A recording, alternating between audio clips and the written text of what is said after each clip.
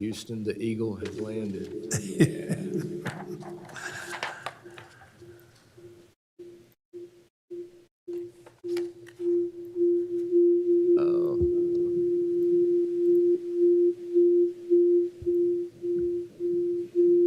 Where's the microphone at?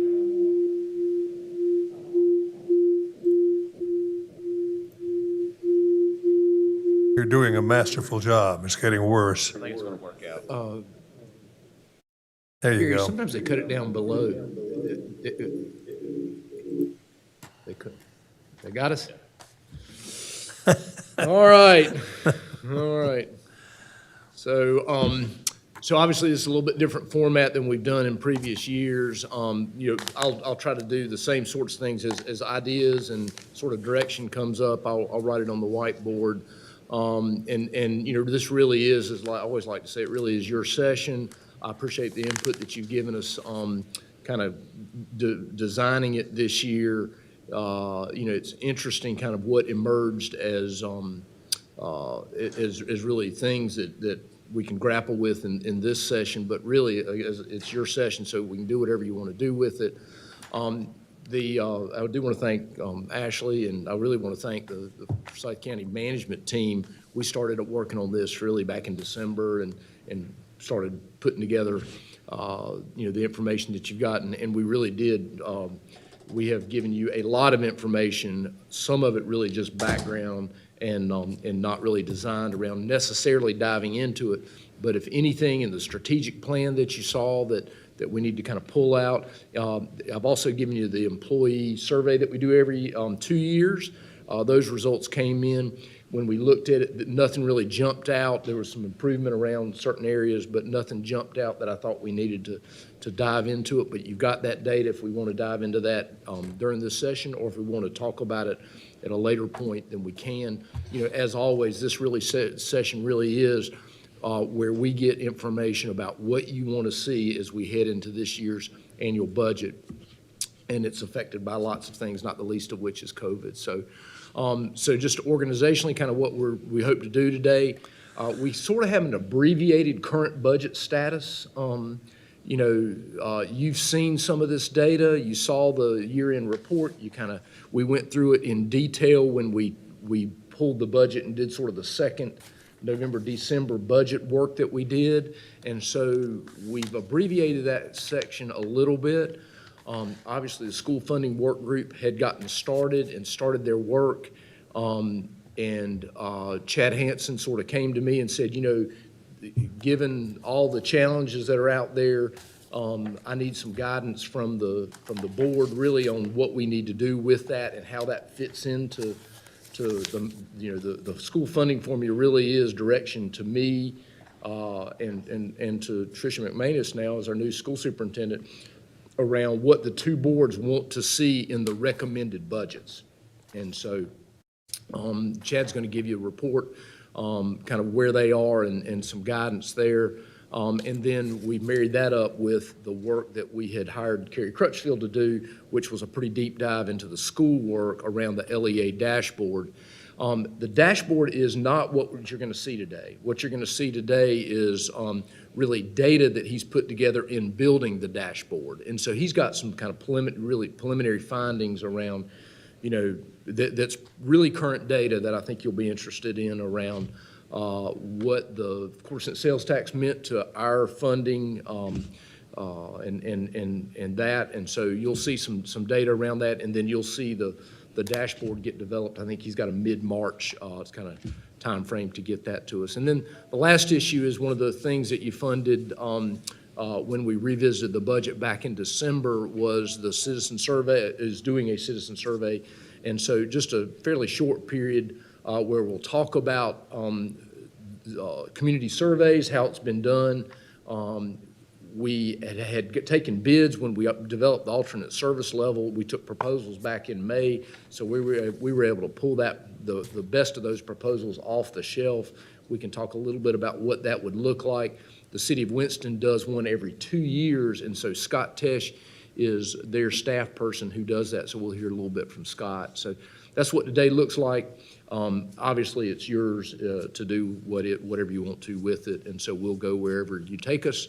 And if there's no questions before we get started, or I don't know if you wanted kind of a round of comments around what's on board members' minds. Before we get started, we could certainly do that, or we can dive straight into the budget. Mr. Chairman, I'll leave that up to you. What's your pleasure? Would you like to talk a little bit or get right into the business? Right into the business. There's the answer. Okay. Well, at any point, if y'all want to stop the presentation and talk, we'll certainly go there. That's what we look for in this. So if we can cue up our presentation, which I believe we have, who's going to drive it? Are you going to drive it, or Ashley, you going to drive it? No, okay, so Kyle's going to drive it. This really starts out with a mid-year financial review. And so if I should go back one and we can just look at the agenda real quickly. Yeah, so basically we're going to look at current financials. We always do this. We say, where have we been, where are we going, and where have we been, where are we, and where are we going? And so that's sort of the work that we'll do that. So with current financials, I believe Terry's first up. And so Terry, are you on the line? I am. How is my volume? Your volume could be a little louder, so just speak up, but you always do a good job in speaking slowly. So we will turn it over to you, Terry. And Terry's assistant CFO and really is the guru behind all of our numbers. So turn it to Terry. Well, thank you, Dudley. Good morning, Commissioners. As Dudley said, we're going to take an abbreviated look at our results from last year, and I believe you've already received the mid-year report for this year. So we'll do a quick summary of some of those findings. But we want to take a look at three different financial snapshots of the county. First, we'll take a very quick look back at where we ended the prior fiscal year and the reserves that were available to you going into the current year. We'll review the mid-year operating results, and then we'll take a real quick look at the county's internal service fund that accounts for our health and dental plans. As you'll see on the slide, we did look at the operating results in detail back in December, as Dudley said, so we're not going to go through the detail again here today, but just wanted to remind you again that we did end the year with a net change, a net reduction in general fund balance of the $19.6 million. And if you'll recall, that came mostly and primarily from the transfer of the debt leveling plan reserves from the general fund to the newly created capital reserve fund. Had those funds still been combined, we would have seen an overall increase in general fund balance, as we had been seeing in the last several years. Next slide, Kyle. Our ending general fund balance of $133 million carried the designations that you see here. And again, restricted is some of those funds are available for you to appropriate. The vast majority of them are not. They relate to encumbrances or revenue that was in receivables at the end of the year and not available for you to appropriate. But the committed fund balance are reserves that you have actually taken a board action to commit to some future purpose, and it would require you to take a similar action to use those funds for any different purpose. The assigned fund balance may result from actions that you've taken, but they don't require your action to undo, or other assignments that are made based on policies that you have adopted. You see there on the committed line the drop in balance from the $33.3 million in 2019 down to the $2.9 million in 2020. And again, that reflects the movement of the debt leveling plan reserves over to their own fund. Looking a little bit closer at what we have in committed fund balance. The next slide. You'll see here the purposes for which you have committed funds. The $1.6 million is to pay for future law enforcement special separation allowance benefit payments. The $40,000 was a gift that came to the library when we opened the central library.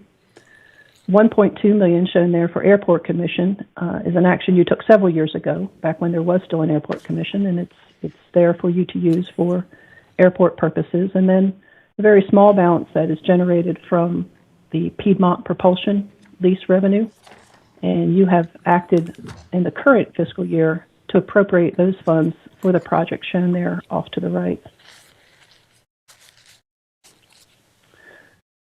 Assigned fund balance of $30.4 million, you used $10.2 million of that to balance the fiscal 21 budget. We held as a reserve $1.8 million to pay for economic development incentive obligations that we believe will be due and payable in the current year. And then the $18.1 million was what was left over and what we typically refer to as your pay-go funds. And you'll see off to the right there the projects and reserves that you have established from the action you took back in December to allocate or to utilize the pay-go funds that were available. Any questions on any of that before we move into mid-year? Questions or comments? One question, Mr. Chairman. Sir. Terry, would you go back to the 14% unassigned fund on the page 3? That 14%, is that pretty standard? Have we adjusted that, or what's the explanation behind the 14%? That is a policy that the board has adopted that dictates 14% of fund balance will be held unassigned, as 14% of the subsequent year's budget will be held unassigned. It will not be committed for any particular purpose, just held as a safety net reserve. Okay. And the board has established that policy several years ago. I guess it's like commercial banks having a reserve dictated by the Federal Reserve Banks that fluctuate sometimes.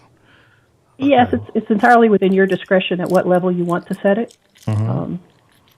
And I know there's a lot of discussion from year to year on what the appropriate level is. Can't go below 8. Hey, it's the state dictator. Gotcha. Okay. Thank you very much, Sarah. You're welcome. Can I ask one quick question? Any chance you can make this as big as the whole screen? I think you did that 2 days ago. Somewhere where the slide gets it's the size of the whole screen.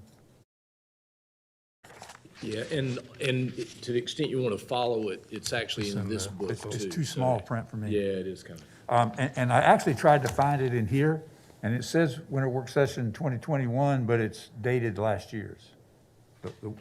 I just tried it twice. Are you hitting the link that we sent out? Well, no, I'm sorry. I actually hit this is off of the documents list. It says winter work session 2021. Yeah, it's probably not loaded yet. Get it off the link. Oh, they got that. Okay, that's good. Thanks. Straight. Okay.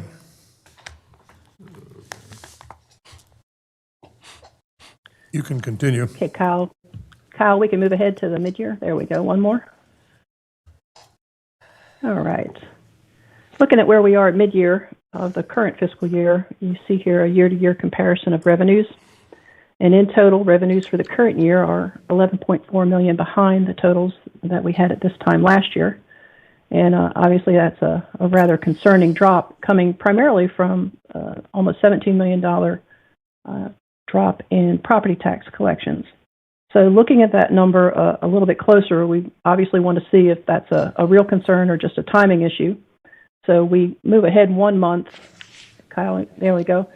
And look at these same revenues 1 month out at the end of January 31. And we can see from these numbers that the December numbers very definitely reflect just a timing issue for collections and collections being processed. We can see here at the end of January that we're actually 2.9, almost $3 million ahead of where we were at the same time last year. And I did speak with John Burgess and some of his staff down in the tax office to get their view on the difference in the numbers that we were seeing there in December. And he said very definitely the office was experiencing some very unusual mail delays. They reported that they still in February actually had received some payments that were postmarked in December, so even more than a month late.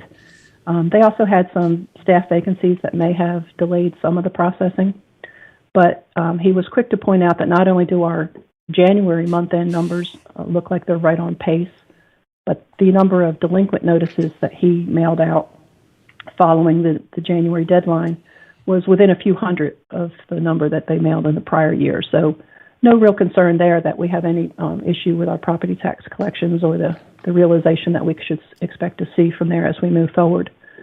One more slide, Kyle.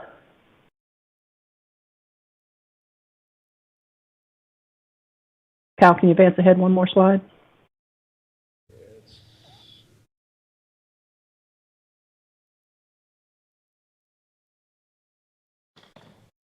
Have you lost my sound?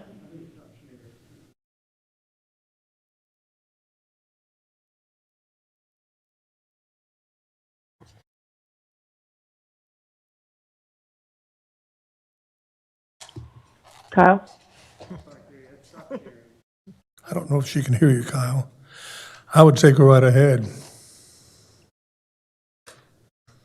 Can you hear me? Yes, I Terry, can. we can hear you. Kyle Okay, is the slides are working. just not, Yeah, okay. Terry, it appears the slide is, the screen's actually delayed, or the sharing kind of fouled up, so, But you can see, you can see the slides? Ashley, if you wanted to present straight from the slide deck, that would be the other way of doing it, and just grab the screen with the computer. And that would also let us probably have a better, larger image on the screen, too. What do you think, Ashley? Dudley, we're having issues accessing any of our files. Give me just a minute. Okay. All right. We got the booklet here. Terry, they have a hard copy in front of them. So if you want to just step through them, and if you can just reference the slide number at the bottom of the screen, on the bottom of the page. Although you might have to pull yours up. Well, here we go. We're back in. Yep, Okay. he's got it right where, one more, or one back. Go back to 12. There we go. Whoop, right there, where we left off. This was just another view at where we are at the end of January for both property tax and sales tax, and looking here, primarily to see where we are in relation to our budgeted projections. And we can see, and for both of these major revenues, we actually are a little bit ahead of pace in terms of the budget that we're collecting in the current year compared with the prior year. So again, that provides a level of reassurance that we're on pace to meet our overall projected totals for the year. All right. Stepping back to December again, we'll continue looking at expenditure on the expenditure side. We could see a total decrease in expenditures of $3 million. And I will quickly point out that the green highlighted number up there shows the reduction or the drop of $4.5 million. That resulted primarily from our moving about $4.2 million in salary and benefit costs from the general fund to the coronavirus relief special revenue fund. We did a similar reallocation last year, but we did not do that until the fourth quarter. So these numbers really reflect the fact that as of December 31st, we had reallocated about $4.2 million in expenditures over to the special revenue fund. So had we not done that, we would have seen a slight uptick in expenditures, but nothing that we wouldn't have expected to see. Okay, Kyle, got just a few more here on mid-year. This is a gap look that we do each year where we look to see how our revenues are covering our expenditures and transfers out for the year. And while this looks like a fairly healthy number, if we make a slight adjustment to it for the prior year, we'll see that it reflects the same concerning trend that we had seen when we looked at the individual revenues. For fiscal year 20, the period ending December 31, 2019, we had a gap of $22.7 million. That included a one-time transfer out of the initial debt leveling plan reserves of about $30 million. So had we not done that transfer, our gap at mid-year last year would have been closer to 52 million, which when you then compare that to the 38 million where we are in the current year, you see the similar concerning trend that we saw when we looked at revenues. So again, we'll fast forward 1 month to January. If we do that same little adjustment there for the prior fiscal year, takes that $52 million gap up to 82 million, compared with where we are in the current year of just under 86 million. So you see that we do have even an increase in our coverage of revenues over expenditures and transfers out in the current year. And again, a reassuring look that we're on pace and no alarming signs at this point in how any of our operating results are coming into play. So I believe that is the last slide there on the mid-year report. Any questions on that before we take a quick look at the last 2 slides on Internal Service Fund? Questions? I'll just make one comment. One reason why I thought that Dr. Yandel's presentation was so good is it really did kind of put in context when you step through it, the economy nationally, the economy in North Carolina, and how Winston-Salem, Forsyth County kind of fit into that. But it also, I think, explains better, our financial situation where we are. Our expectation was that we would be in much worse shape, and I think, when you go back to where we were when we were doing the current year budget the first time back in May, we just had these. It was just a dire moment in time, and I do think it was helpful to see, what parts of our economy aren't working, what parts are, how the stimulus affected it.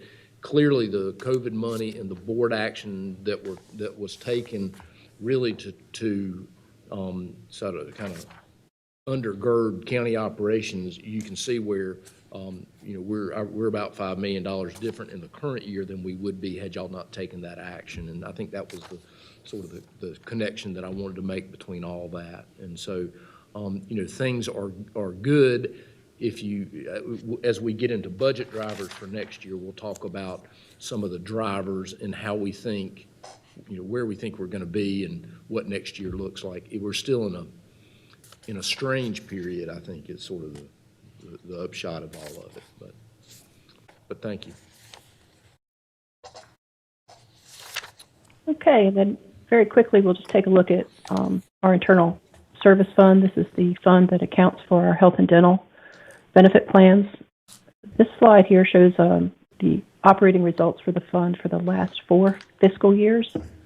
I've broken it out into 2 different sections so that you can see health premiums versus health claims and costs, and then the similar numbers for the dental plan. Coming down to the bottom 2 lines, you'll see there for fiscal 20, the change in net position is where we added about $2.9 million to the overall fund at the conclusion of the year, and that gave us a cumulative total, a net position of $7.6 million, which is essentially a reserve or a cushion that's available to carry the fund into future years. Next slide, Kyle. This is similar information for where we are as of mid-year, December 31st of this year and last year, and then comparing it to the budget to see, are we on pace with where we would expect to see.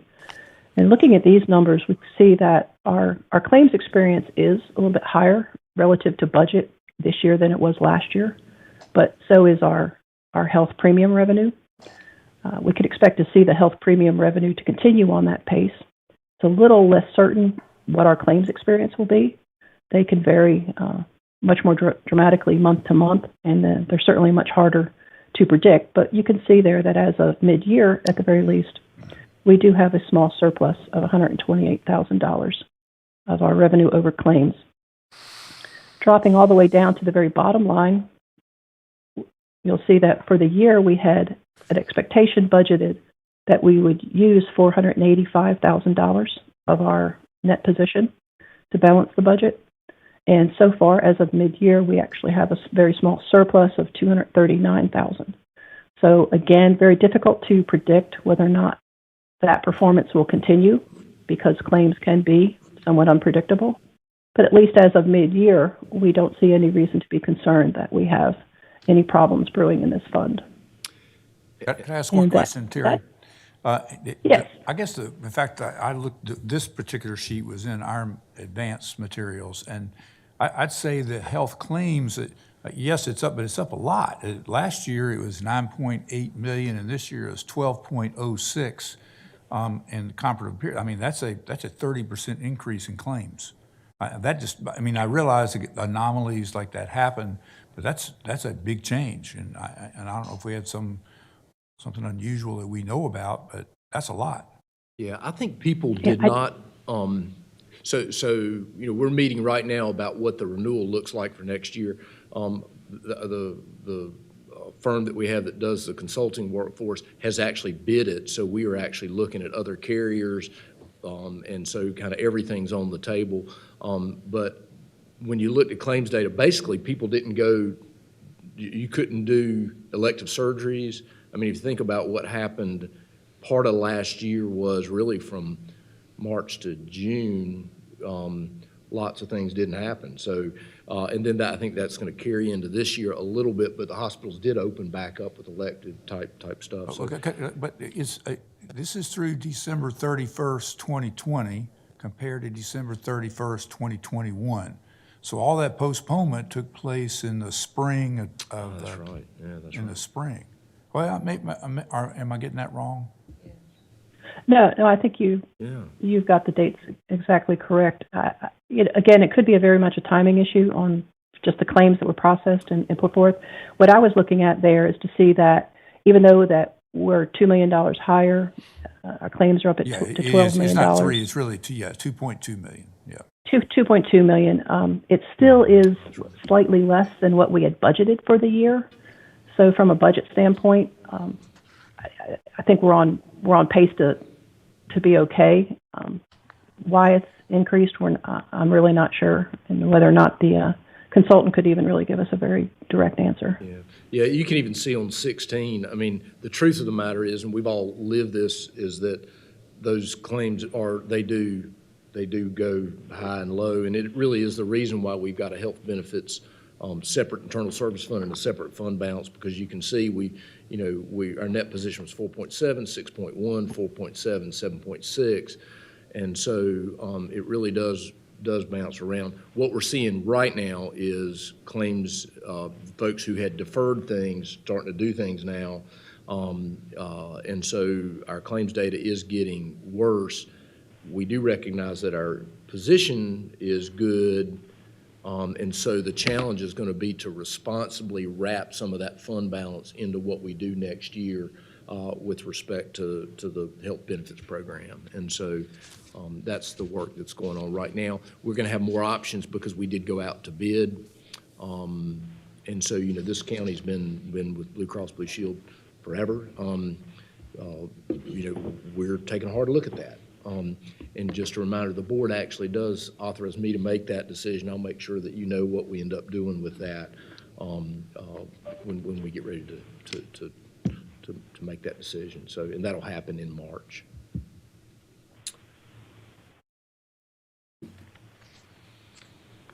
So, any other? Okay, and that is the end of my presentation. So, any other questions? Questions or comments? Not a one. Okay, thank you, Terry. That was a great presentation, and it was the quality was good in terms of just the volume and all that. So thank you for that. With that, we'll turn it to Lee Plunkett to really review sort of the debt model update, and we've abbreviated this a little bit too because we went through a lot of this when we just talked about the bond financing that we're undertaking right now. Lee, are you on the line? I'm here. Okay, just as always, speak up and speak slowly, and the screen is yours. Sure thing. Well, good morning, Commissioners. As Dudley said, this is nothing particularly new to you all. You've seen this a couple times in this calendar year. But there's a few minor adjustments that I want to touch base with. So you see here in this first slide, again, not a new slide to you. It just talks about the new money financing that's coming across in the next 5 years as planned. And as you can see, we've accelerated some of the issuance from the 2016 referendum bonds from fiscal year 23 up to fiscal year 21. And then we're showing now, those will be issued all in April. And then you'll see the bottom three lines there, the core facilities, airport, and Caladium. Those are limited obligation bonds that we now have a tentative plan to issue in June. And so you can see there the initial presentation we had, I think it was in early January. We had Caladium out in fiscal year 22. The next time we came back, we looked at a split of bringing $10 million into fiscal year 21 and the remainder in fiscal year 22. And even after that, we received an updated cash flow from General Services to give us a good idea of the project timeline. And they were showing a 2-year construction period, which lines up really well with what we'd like to see as far as how much time after we issue the proceeds do we spend those proceeds.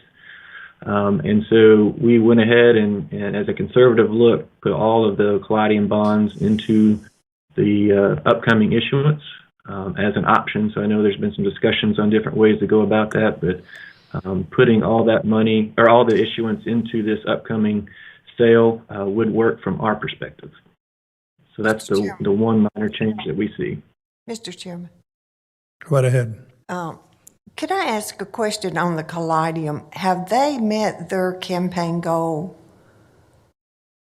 Does anybody know? Sure. So they, the last update that I got is they have $9 million in cash and pledges, plus another donor is going to give them a $250,000 since they've reached the $9 million level. And now we are currently arranging an audit so that we can go and actually look at the cash and pledges. So that's going on as of this week. Okay. All right. So then on the next slide, you'll see the impact of moving, the $23.85 million all into fiscal year 21. And that is showing, an 18.2% debt service percentage in fiscal year 22.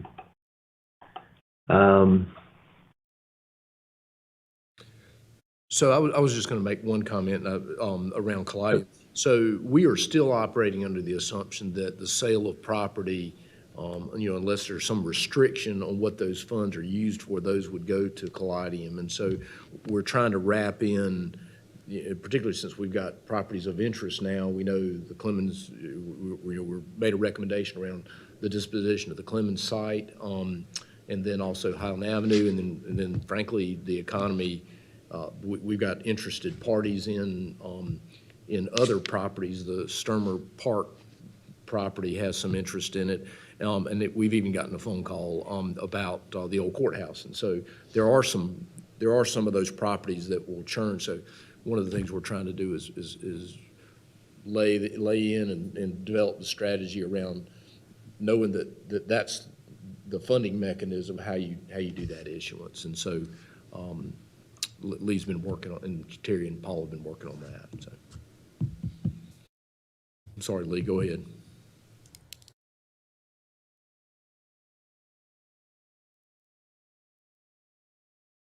Lee, go ahead. You there? We lose Lee. We need one of those theme songs they play on Jeopardy while we wait. Lee, we can't hear you.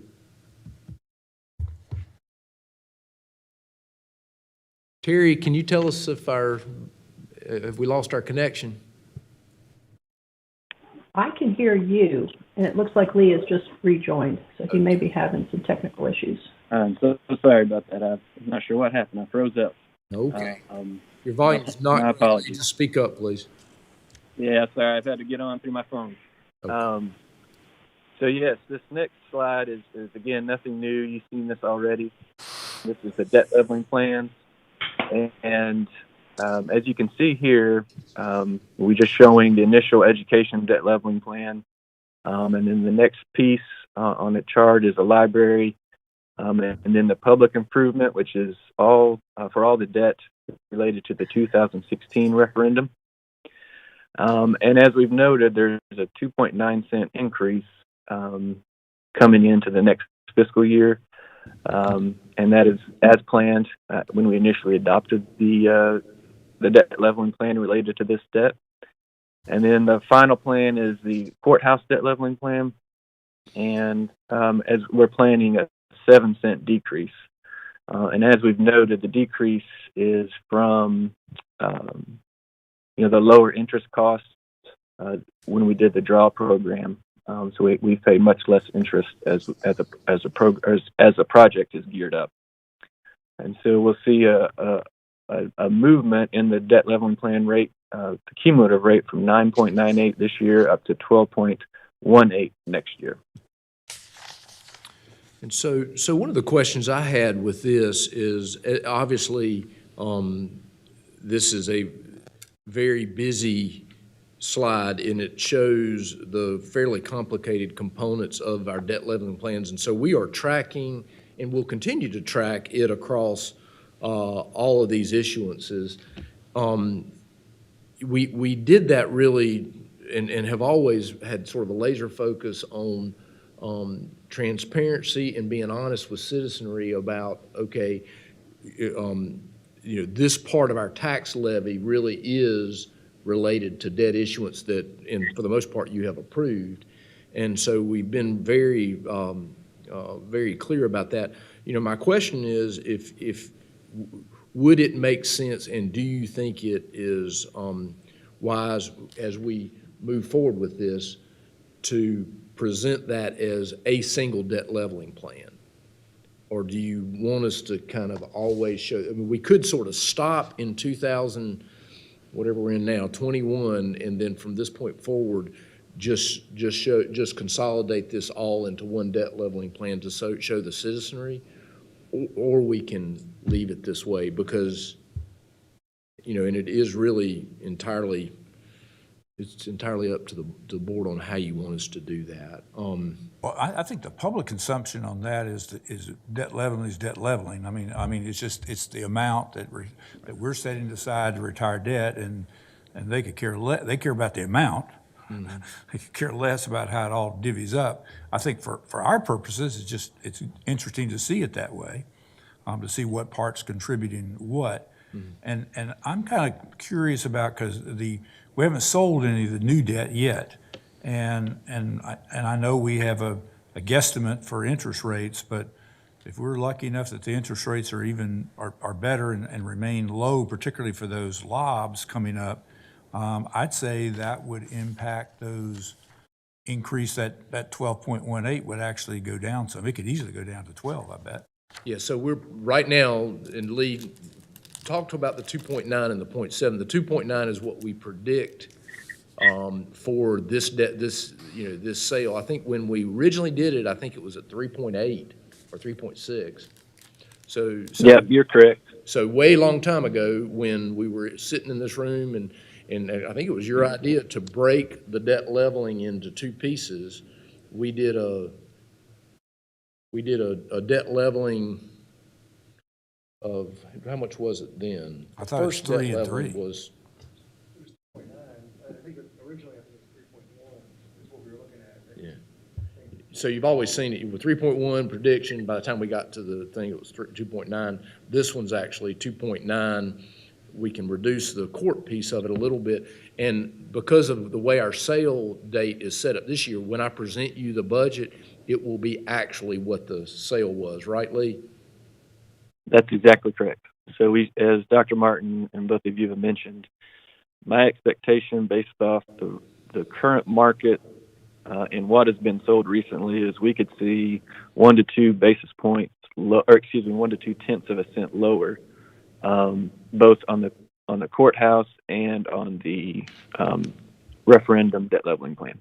Yeah. The great part about it this year is there's not a prediction. Back when we did the first 2-cent courthouse piece, it was we were predicting it based on the draw and all that kind of stuff. And so, what we will have to predict will be the June sale for the lobs. Is that correct?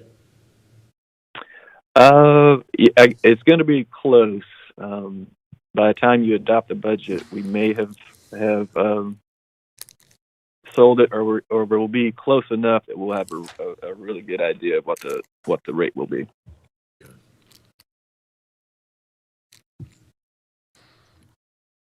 So Yeah, I think And that's all I have. Well, I would just say that if there's any way that the lobs can actually be sold so that we know the interest rate before June 30th, then I think our budget, our debt leveling amount should be exact and not estimated.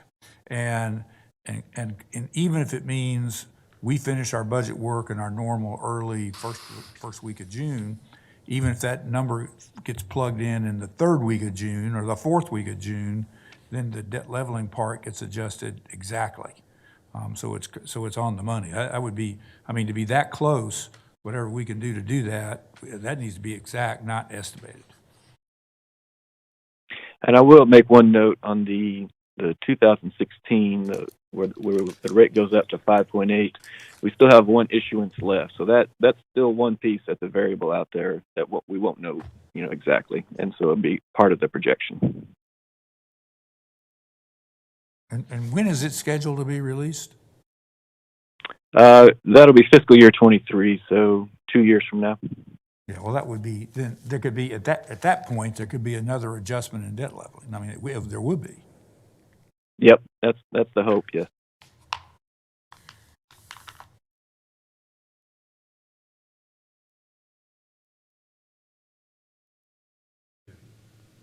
So are there strong feelings about our presentation of the debt leveling? Continue to show it to you in the detail and it'll, okay.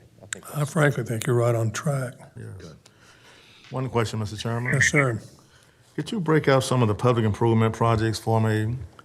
That seems to be the biggest carryover going forward all the way to fiscal year 36. So what are some of those projects in the public improvement? That's ballpark, general idea of what that includes. Yeah, those are the schools debt, community college debt, and then the parks and recreation debt. So those are all related to those projects that they submit to you all for approval. So yeah, that's the debt that has been kind of an 8-year process. That's the 16 bonds, correct? Yes, it's. That's 350 million for the schools, the 15 million for parks, and then whatever the balance was for Forsyth Tech, 60, I think it was. I think the confusing part, what Commissioner Elney is getting at, is that yellow, the color coding shows that yellow education at the bottom, and I'm taking that's old education. That's the 06. Yes, 06. 06 and 08. So you've got two sets of educations on there, and it would probably, from a color coding, would make sense to, hate to make it more complicated, but I think you could leave education all the same. I think you could do K-12 all the same, do Forsyth Tech the same color, and you could kind of show how those all, there could be a different color scheme that combines old debt leveling for education and the new, as in 2006 and 2016 together. Would it make more sense just to reflect that as the 2006 bonds? That would make sense. Bond issue. That's another way to do it, which would make it clear. And I know, exactly. It does. In fact, I was kind of doing a double take too. Is that because I'm immediately thinking education is, and I'm thinking that sure is awfully small. When I took a quick look at the yellow lines down there got to be more. So yeah, I think the color coding on the chart makes it. I think going to the years of the debt would make more sense. Yeah. Just a casual looking at it, you would think education is consumed in just a green. That's just looking at it casually. Yeah, education's about all of it. Okay. Yeah, it's green on that screen, it's yellow on this one. Okay. Well, it's yellow to me. It's more yellow than that. Okay, that's, yep. Those are age factors there,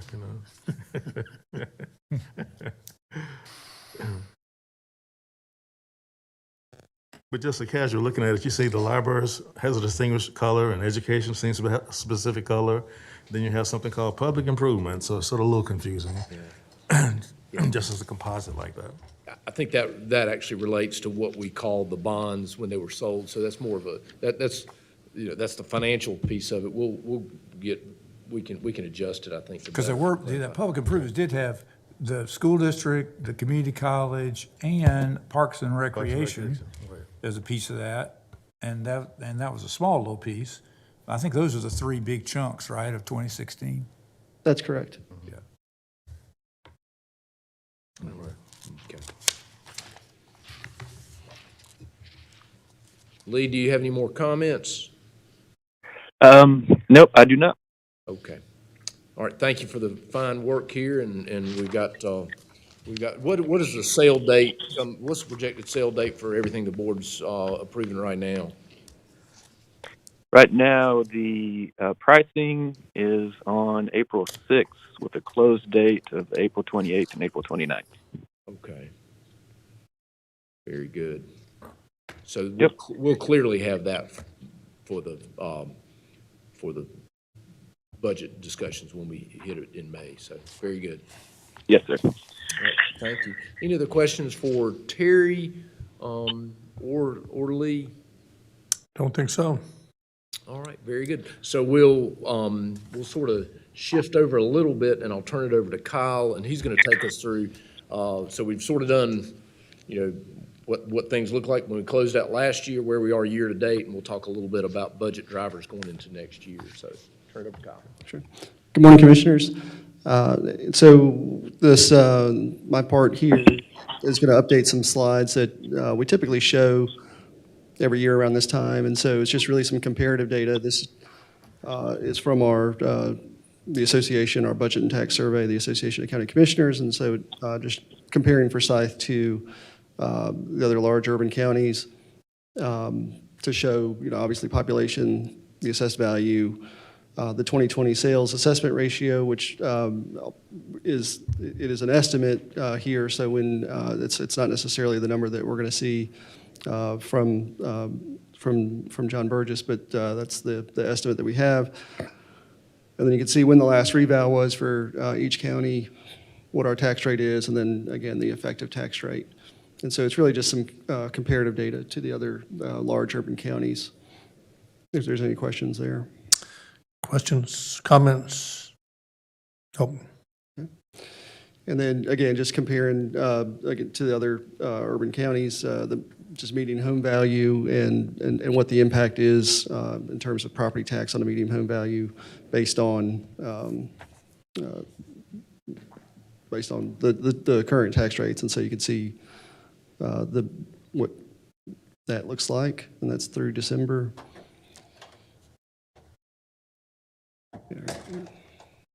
So, Kyle, I have a request. Maybe Yes, it's just for me.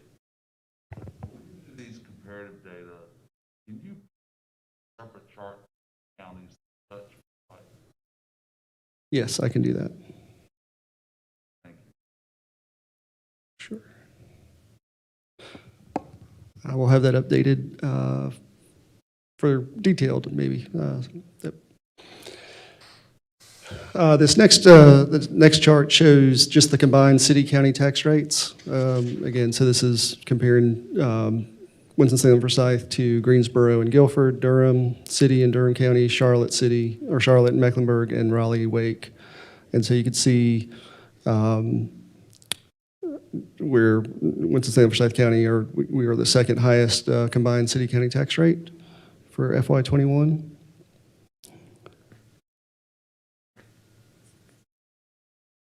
And then this is just a chart showing the combined Winston-Salem, Forsyth County tax rate the last 10 years to see how that's fluctuated.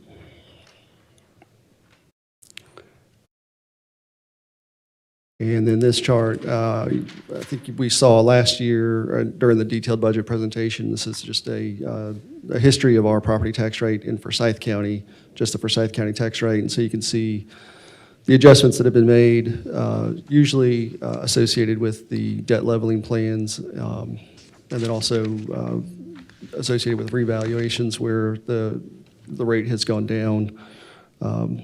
except for 14 when we had the negative reval, and it actually went up. But then you could see, again, like in our current year, we did have the 1 cent decrease based on the Article 46 passing. I think one thing to look at on this chart, and I love this chart, but if your eyes focus on the blue at the bottom, that's really graphed the tax, basically what we fund the operating of the county out of. And so, what I think it says is that, for the most part, the operating component, I think the strategy we use around really watching what part of the tax rate goes to debt, and really focusing on that and then leveling that off, you can see where operating is pretty flat across that as it relates to how much of the tax levy it takes to pay for the ongoing operations of the county. And I don't know that there's a chart that does that really any better. And you got to remember that includes the entire school budget, which is when you take a $450 million budget, it's about $200 million of it is schools as it's related to both debt and the operating piece of it. But it's basically the entirety of the operation. So, and really includes some of the float that you get when we're funding capital projects with PAYGO dollars. So when you see a bump in that, and particularly in the year we're in now, since we funded a lot of PAYGO, we had some PAYGO dollars to do that with, that will actually show as operating, and being sort of part of that operating tax levy. If citizens ever ask you if you're controlling the operating piece of the budget, you could show them this chart. So. Yeah. Okay. One question, Mr. Chairman. Is there any idea of how much the projection might be for the Article 46 for the next fiscal year coming in, and that kind of numbers? Yeah, he'll have, Kyle's got some numbers around what quarter-cent sales tax will be, and we talk a little bit about that. So, sure, you got that? Yeah, I mean, there's not in the presentation today that we talk about Article 46. We had estimated 11 million, basically 11,050,000. I think is what we had estimated we were going to receive in the current year from Article 46. We're on track to receive by the end of the year close to 16 million. So there will be $5 million. That'll be and that's one reason why I think the school part of this budget is important. Of today is important because you do have that money that will go, under your agreement, go to the schools. The input in how you want them to use that to do whatever they need to do, maybe to the structure of the pay of the supplement and all those kinds of questions is important. And then the other piece to revisit is how you want to, we had a lot of discussion early on in this fiscal year about, do we give them 10 months? Do we give them 11 months? How do you do that? And there's an opportunity to be creative about how you catch that back up moving forward with that. And then the other piece of that is, I think the work that Carrie's doing will hopefully help us track year over year how those dollars are spent.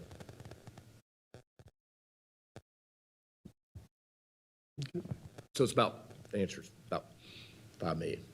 So, which is baffling to all of us because we hadn't really been able to figure out why sales tax has been so good, which is why Dr. Yandel's presentation's been good.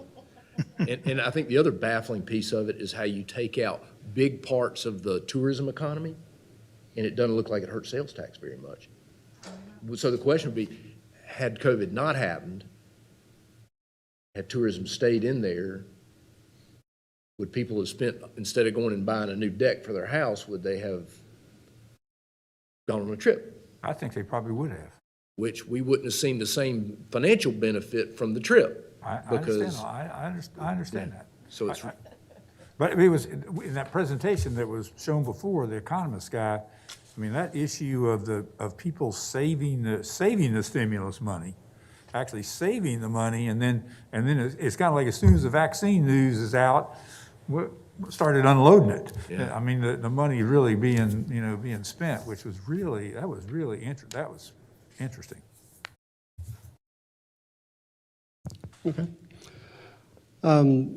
So as we look at revenue for FY '22, as a preliminary driver, so, you know, we will receive our first tax base estimate from John on March 1st. And so just based on the TR1, you can see an assessed value of a little over 38 billion, 126 million.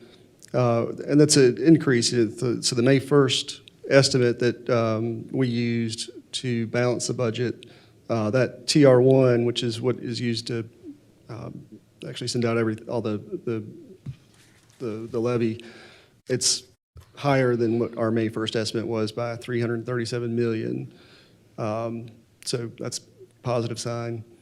And then the collection rate for FY '22 will be 99%, which is a slight increase from the 98.93 that we used in our FY '21 budget. So those are two preliminary positive things on the property tax side. Yeah, and I always like to mention, so, you know, the 337 million is really tax-based growth. And so, you know, that's not an impact of any revaluation or anything. That's just what new got added into the tax base. And that's a little less, we've got about a $35 billion tax base. So you're really talking about 1%. And so, you know, what you can kind of expect in a jurisdiction our size, year over year from the property tax is around a 1% growth, which isn't going to fund. It's not going to fund full cost of operations moving forward, which is why why sales tax is really an important component of our revenue, and it's certainly not going to meet schools' expectations around 40% of that, trying to come into the picture. And so, but that's a pretty good number given where we were. It's a little indicative of I hear. My counterparts often, especially in urban jurisdictions, is you sort of measure the health of a local tax base by how many cranes you got. You drive through and you see how many cranes are up, and that tells you a little bit about what's going on. So, because it does take so much to move our tax base when you're 35 billion by even 1%. And so then, as far as property tax considerations for FY '22 go, as you saw in Lee's presentation, you know, we do have the second increase related to the 2016 bond referendum of 2.9 cents. Again, that was a planned increase, although it is lower than what we thought that we were projecting several years ago. And then there will be a decrease in the debt leveling rate for the courthouse. And then again, this is a revaluation year, so when the budget is presented to you, you'll see a revenue neutral rate and make adjustments from there. In terms of sales taxes, you know, again, these are received on essentially a 3-month lag, and so really what we have right now is data through November of 2020. And so the actual county sales tax revenue through November 2020 is almost 37 million, 36,984,000, compared to 28 million in November of 2019, which is a very healthy increase of 8.9 million. Now, 7 million of that is through the Article 46 sales tax that was not levied in 2019, obviously. So if you take Article 46 out, we're still about 1.9 million ahead of where we were through 5 months of the fiscal year.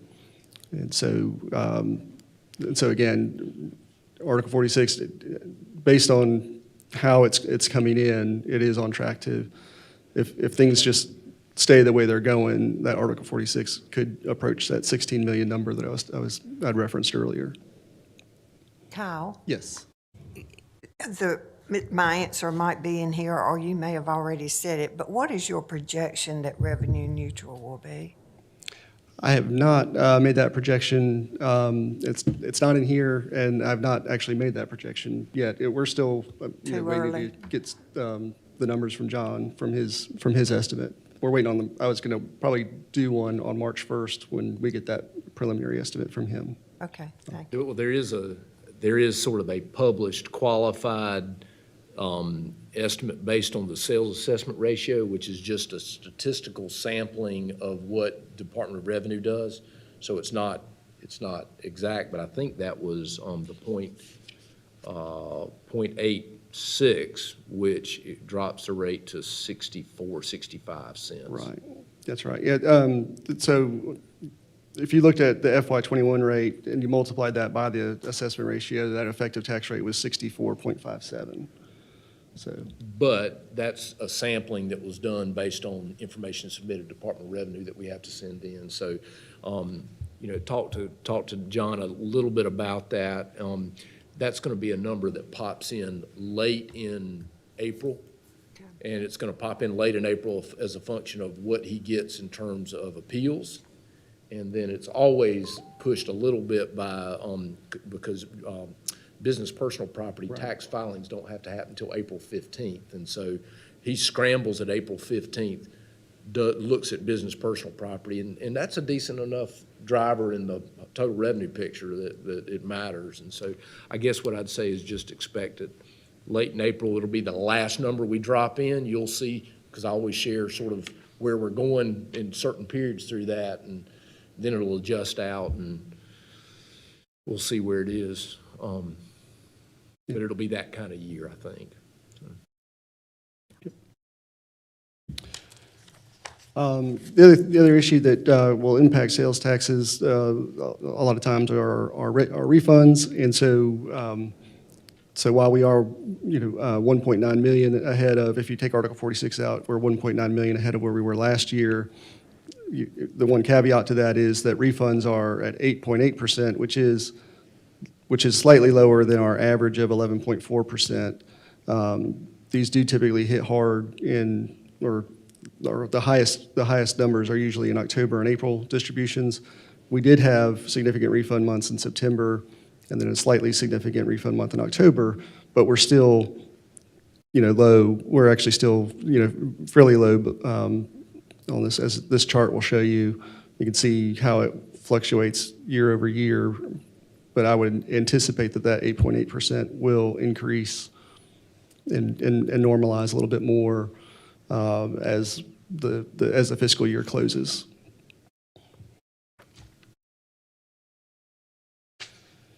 And so when we talk about our budget, it is people, it is schools, and it's debt. Typically, those three things. We've talked about debt. On the people side, there's performance increases. There's a request of that could increase performance by 1.7 million. That would be based on a range of 1 to 5%. Shannon's going to discuss that in her HR update, but that's based on a range of 1 to 5%. We also have some known increases with retirement. There is an increase in the employer contribution to the local government retirement system.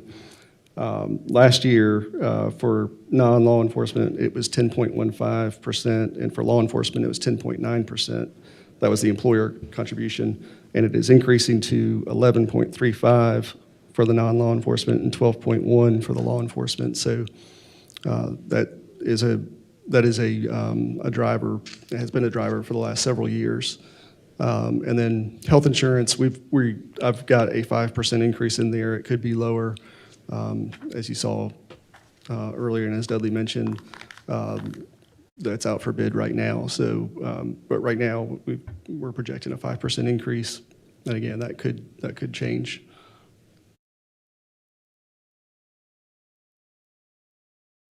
And then, as we mentioned, schools. For the recommended budget for that the manager has presented to the school to the commissioners has been based on a formula since FY13. there are discussions that are occurring as to whether that practice continues for FY22. And so you're going to hear from Chad Hansen shortly to talk about how the funding formula work group is, where it is. And so I'll just kind of leave it at that. You want me to I'll hit the other drivers? Sure. Yeah. So I'll just mention a couple of other things that I think are out there that you're going to see from us. And this is not an exhaustive list, but obviously we've been working towards understanding and planning and projecting the emergency response capacity for EMS. And so you're going to see efforts both internal and in terms of just how we the logistics of staffing shifts and those kinds of things. But I do think we're going to be at a place, given the increased population, given the aging population, given the call volume going up, that we're going to need to add some capacity there, and there'll be some options with that. SRO expansion would normally, that's really driven by what we do with the funding formula. And so, obviously if we, that is sort of part and parcel of that discussion. And I, just so y'all know, I have been very clear with both the Sheriff's Department and the schools that it's between them in terms of what that level of service in the organization is. But at the same time, because the expenditure side of it comes back through the county, and it's a revenue from the schools, that we've got to keep that system in place. And so Can that program be phased out for a period? yeah. So, what we did a number of years ago was really push that decision off to the school board, and within the funding for it was really part of the funding formula. And so if you bring it back in as a county and you decide that service level like we did before that, I mean, obviously it's kind of part of that complicated discussion. So jail medical, we're out for bid right now on we actually got bids back on jail medical. And so that will be coming to you in meetings here shortly. Lots of conversations about level of service and what we do inside the detention center in terms of that. And so we've got some work on that. I don't think that cost is going down under any set of circumstances unless we, reduce the level of service. And so I think that'll be a driver. Youth detention with raise the age, we know that that's going up. And so, we pay half the cost of pre-adjudicated confinement for youth. And so obviously when that went from 15 to 17 or whatever it did, 18, that raised that cost. Sustainable energy was identified as a goal for the board. We're interviewing, got the position out now for that position, and there might be some things you want to do there. Those may be, the initiative piece could be more PAYGO driven because those kinds of things kind of do fit the PAYGO definition. And so those are drivers. Alternate service level request, why don't you take up? Yeah, and so those are, it's not really unusual for those, and so we're still reviewing those requests, but there are a number of them coming in, although I don't think it's any different than prior years. Special appropriations, as you'll remember, we actually did have a more defined application process this year. Those requests were due on Friday, and so as of Friday, we've received 33 requests for about $4.1 million. I have a handout I'll get to you to show you the organizations and the amount of funding that was requested. And that's really about that. And then again, we're still reviewing and receiving departmental requests right now. So we'll have a much clearer picture as we continue to move forward. But yeah, so let me ask.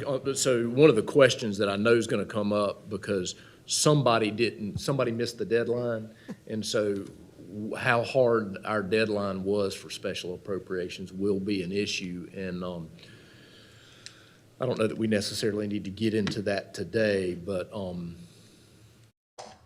maybe over the I would next sort of couple think in the first year, because people are changing it, probably get more lenient, but I think after that, this is it and you're done. I mean, we're kind of doing things differently, and a lot of people, I think, picked up on it, and I think as a 4.1 million, shows you.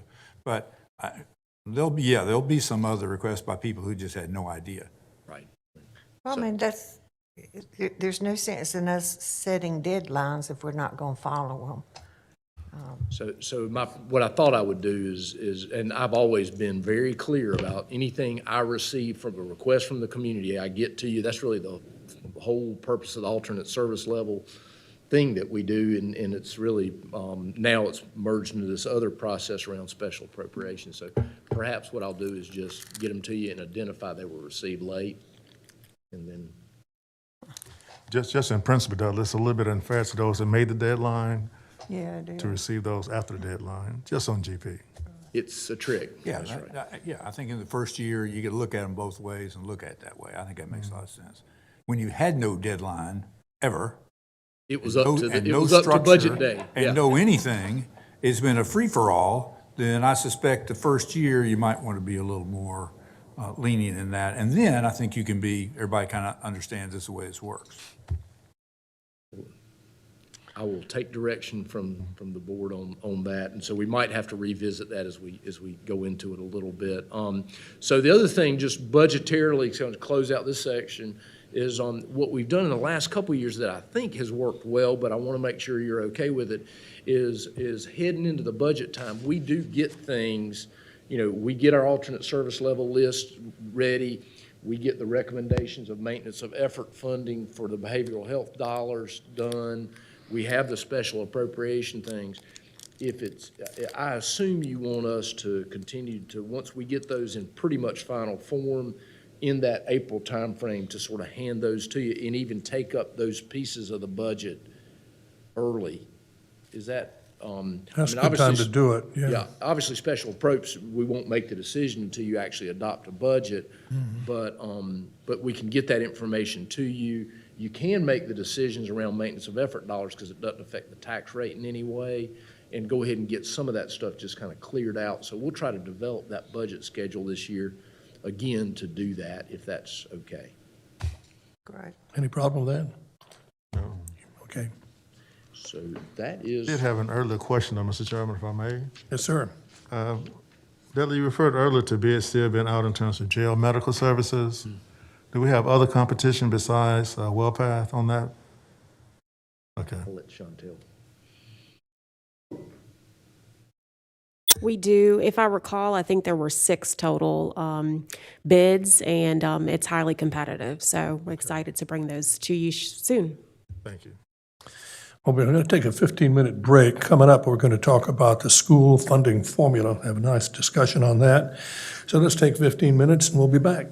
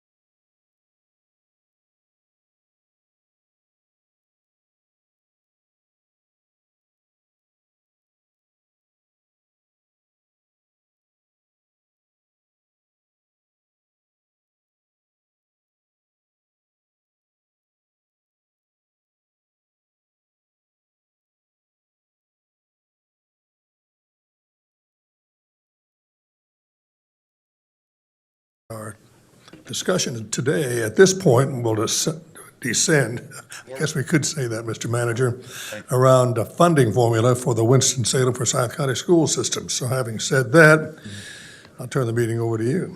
Yeah, we do have one sort of quick update that is really related to the budget side of things. It's really our HR update. We'll do it very quickly. Obviously, people make up most of what we do, and interactions with citizens are entirely dependent on us having great employees in front of them to provide great services. And so we do like to do a quick update. There's not a lot new here. And so Shannon Hutchins will review it. She is on the line and get on through it fairly quickly because there's not a lot of new stuff. We did put I mentioned the employee survey in your packet, so you've got that. If at any time you want us to come back in a briefing session or something and go back through that, let us know. We will do what we did last time with that, which is we have a little focus group of employees we pull together, kind of dive into what the data might say with them, and then make some recommendations around that. And so we'll do that again. So, but I'll turn it over to Shannon for a quick update, and then we'll go into the school stuff. Shannon, are you on the line? I am. Good morning, Commissioners. Can everybody hear me? Yes, we can. I will try to make this very quick. Kyle, can you hit the next slide? So the county has over 2,400 positions. In the chart here, you can see the breakdown of how the positions are dispersed between the county's 4 largest departments in comparison to the rest of the county. In this slide, it breaks down the employee average information for the county's workforce.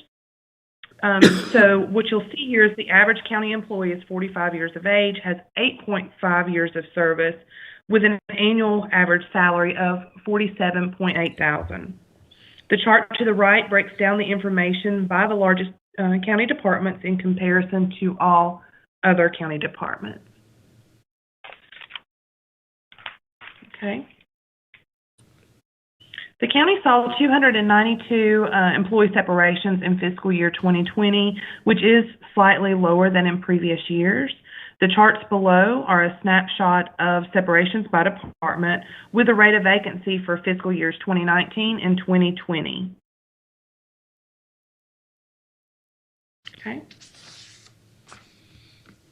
The county turnover rate has decreased as evidenced from the reduced voluntary separations.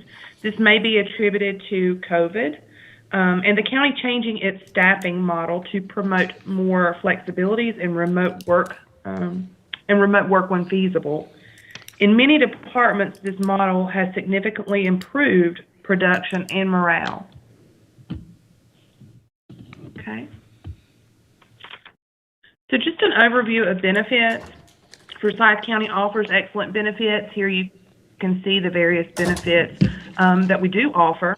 One most recent of these benefits include the on-site health and wellness clinic. So since its opening in January of 2020, the clinic has seen 358 total visits, which we believe this was drastically impacted by COVID. In recent months, we have seen the number of visits increase. Due to the pandemic, wellness biometrics was not completed, and the $250 weight waste incentive was also not offered this past year. However, biometrics will be completed in April of 2021, which will set a baseline for potential incentives to be paid out in June of 2022. I would just add that on the on-site clinic, we did have a strange kind of start first year there. And so our plans would be to continue to fund it with health benefits fund balance one more year, and then assess it. And if we believe it is saving us dollars, both the county and the employee, then we'll continue it. But so we still view that as a pilot, but we'll assess it. And this time next year should be able to give you some really good data around it. Okay. Thanks, Shannon. Mm-hmm. So this slide talks about the county's compensation plan. Our compensation plan focuses on external competitiveness and internal equity. It also fosters fiscal accountability. The pay plan is a grade structure, and salary is reviewed annually by PTRC in the annual labor market study. Classifications are reviewed during breakout studies and as needed due to significant job changes throughout the year. This chart here shows the merit increase percentages that the board has approved since fiscal year 2015, all the way up through this year, fiscal year 2021, with a 2.5% maximum increase.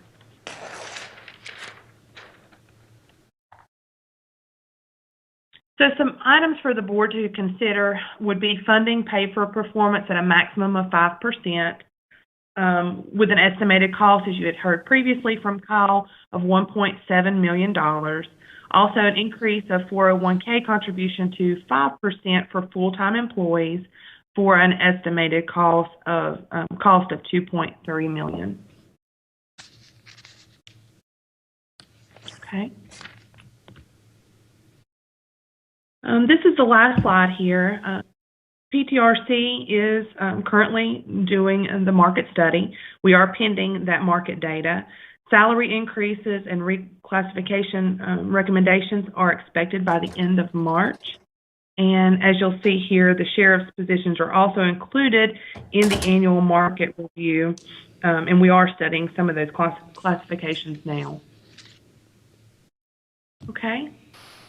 I'll be happy to answer any questions. Questions or comments? Hi, yes, Chairman, I do have a question. Shannon, thank you very much for sharing that presentation. On page 12 of the full-time questionnaire results that we received, I'm looking at this report and I find that the Sheriff's Department has 551 employees currently, I guess, in the count versus what they had in 2018 of 504. However, I've seen a decline from 2018 of 458 employees with the Department of Social Services versus 430 full-time employees currently now with the Department of Social Services. So, you know why there's some flexibility or why there's been some major changes in that? Are we, now I guess this is a rhetorical question, are we moving out of the role of helping our citizens in terms of enforcement? I think that's where we outsource the in-home aid program. That's probably the biggest impact there. The who? We outsource the in-home aid program. We used to do that in-home aid program with county employees, and then we eliminated that and just now buy those services through the marketplace. There might have been some other changes too. In general, we've grown DSS staff except for that. And this last budget year, the mid-year reversions added a number of positions. So Okay. just a change in how we deliver the service. Yeah, so, okay, well then speak to the increase of the Sheriff's Department because they seem to have the largest employee count here for the county. Some of that could be SROs. We did add some positions. We'll like get that. 50. We'll track the total PCNs for you.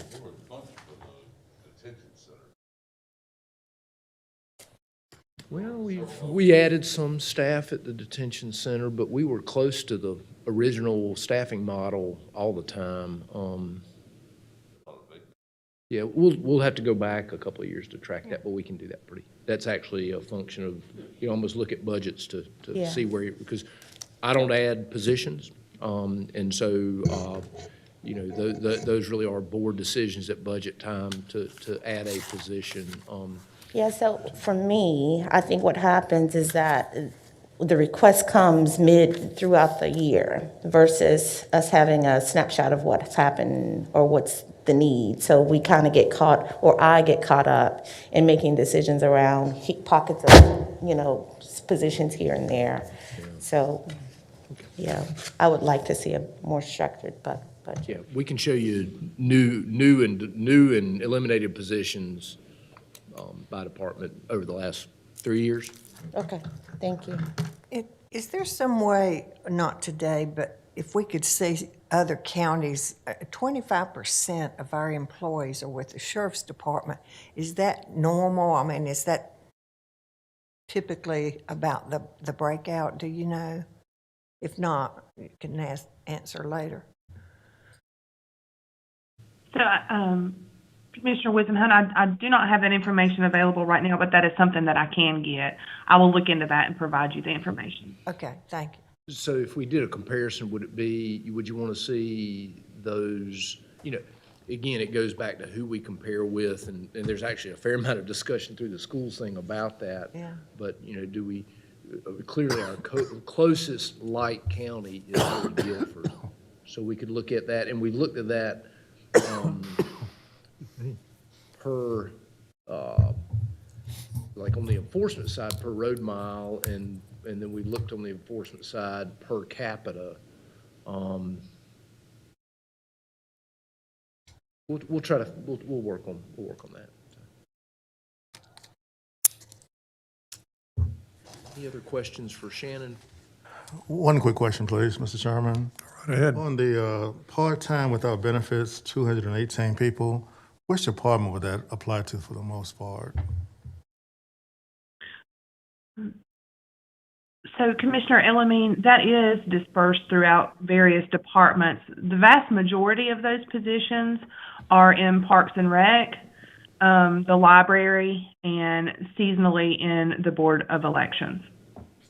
Okay. Additional comments or questions? Good job. Thank you very much. Thank you. So really, the next two sets of discussions really are around the school funding and really school finances as it relate to local funding. We do have Andrea Gillis, who is the CFO for the schools in the back there, and so I did want to recognize that she is here with us, and I've been in conversation with Ms. McManus over the last couple of days, particularly, so she's not surprised by anything that she sees. One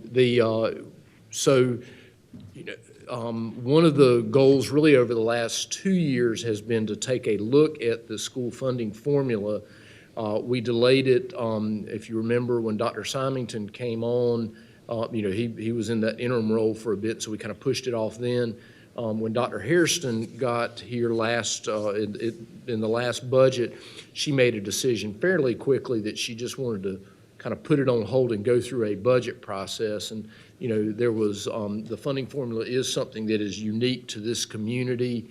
How it developed is unique and sort of, so I think understanding the interplay of the two boards and how that funding formula works, has really been a kind of a learning experience through things. Kind of had the same thing with Ms. McManus really over the last little bit because she has gotten up to speed very, very quickly, but there's still, a lot to learn really around how the funding piece works, not the least of which is our funding mechanism in the state of North Carolina is, I have learned through Dr. Martin and just actually have spent more time with it over the last 6 months, is in dire need of overhaul, and it was evidenced in a 2016 report that Dr. Martin shared with me, and I am a believer now that that we can talk all we want to about how to improve the K-12 system in North Carolina,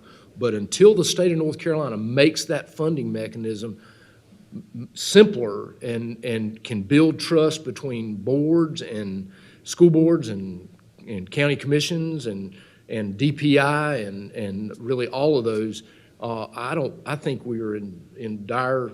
I don't see things getting a lot better. And what I probably took for granted when Commissioner Martin and I when he was a school board school superintendent and I was in this role is how victimized school leadership is around that. And I think he probably sees it now. I have much more flexibility around being able to innovate and improve. And if if I can't get it done, I really can't blame it on the funding mechanism. And that is just the truth, where I think school superintendents and school leadership is in a very difficult position. And it's not like those folks aren't really smart. And so you got this great group of smart leaders in this state and in this organization, and they are absolutely hamstrung by an arcane, difficult decision that nobody can get 100% right. It's that complicated. And so, and I think it muddies up something that's near and dear to my heart, which is I've always said that the most important thing that the state can do for us is give us clear roles locally about what to do. Tell us what's the state's responsibility, tell us what's our responsibility, and if we know that, we can do a good job on it. And don't intermix it. Stay in those roles, and everybody needs to do a good job. And I think the mechanism statewide is just a wreck, and don't know, that's not something obviously in my purview to fix, but it's a doggone shame. It really, really is. And that 2016 report needs to be acted on. And maybe that's where we expend some energy, and we can align ourselves with the school board around fixing that. Because to be quite honest with you, most of my conversations with school leadership, and this Dr. Martin, has been how can they get more local money? Because the local money is the only flexible money they got. And so they can't get enough of it. And that is what you deal with is the reality that the only local flexible money that they can really innovate with is the money that you provide them. And so that's what I've learned over the last little bit. Thank you, Dr. Martin. And we've got Chad Hansen on the line. So Chad is he's a lawyer with Kilpatrick, Townsend, Stockton. Dr. Martin and I, 10, 12 years ago, reached out to Chad, identified him as a young leader at the time. He actually did not have kids in the school system at the time. Now he's got two in the system, and they are young. And Chad brought just a great ability to facilitate to that original funding formula work group. He was trusted by everybody in the room. And so when it came time to look at it again this year, we reached out again to Chad.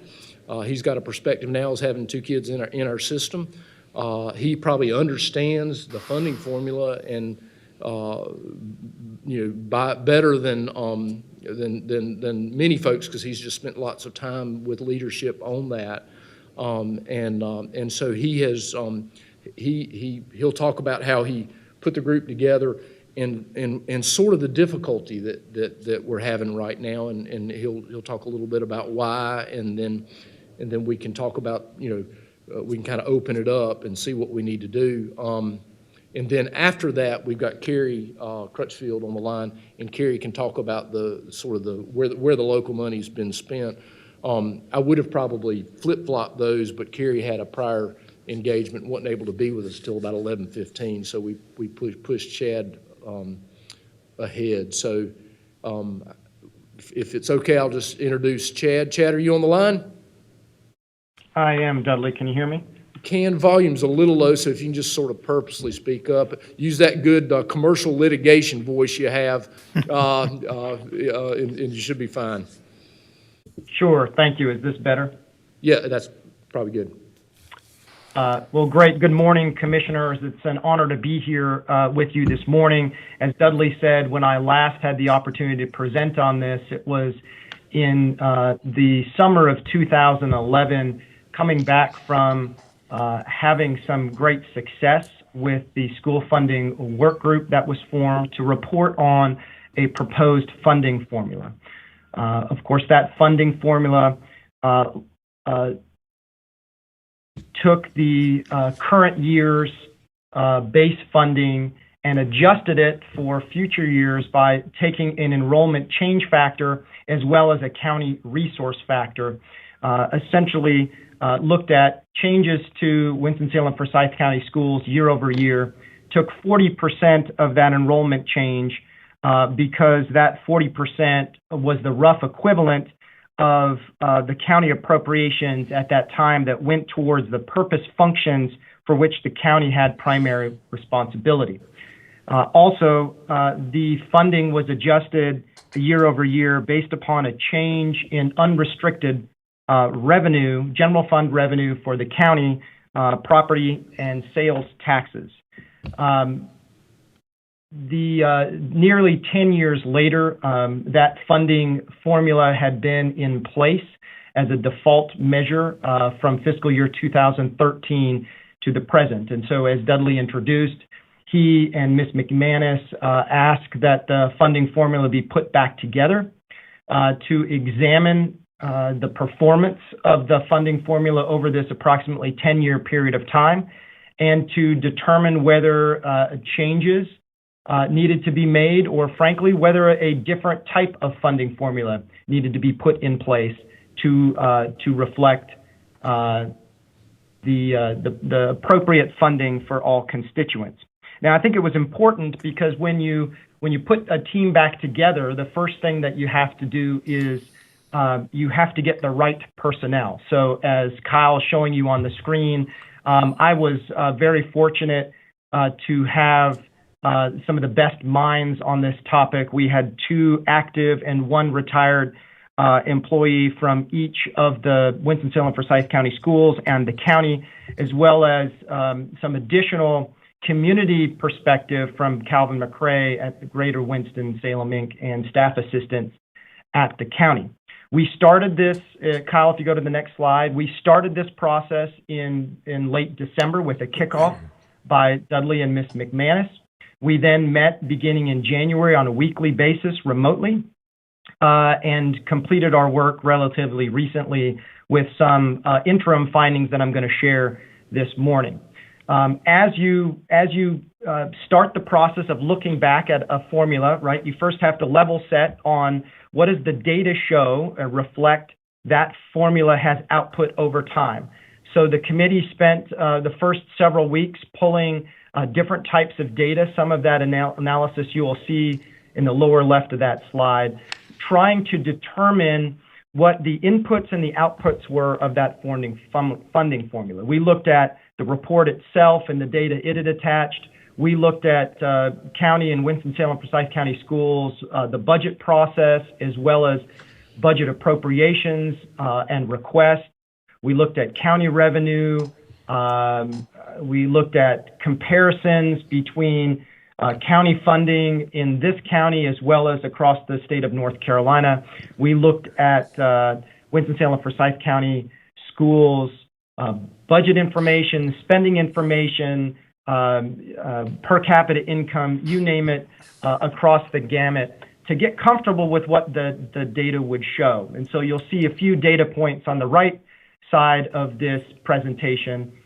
Right, generally speaking, during the period that we looked at from 1986, which is the starting period for our analysis up to the present, you had a average of 4.07% increase in non-capital funding for the schools, and county revenue increase of just under 5% during that time, which appears to be a lag until you understand what the data is, right? So because the funding formula was set only to address non-earmarked or unrestricted general fund revenues, certain debt leveling programs related to debt service would have been deducted from that formula over time.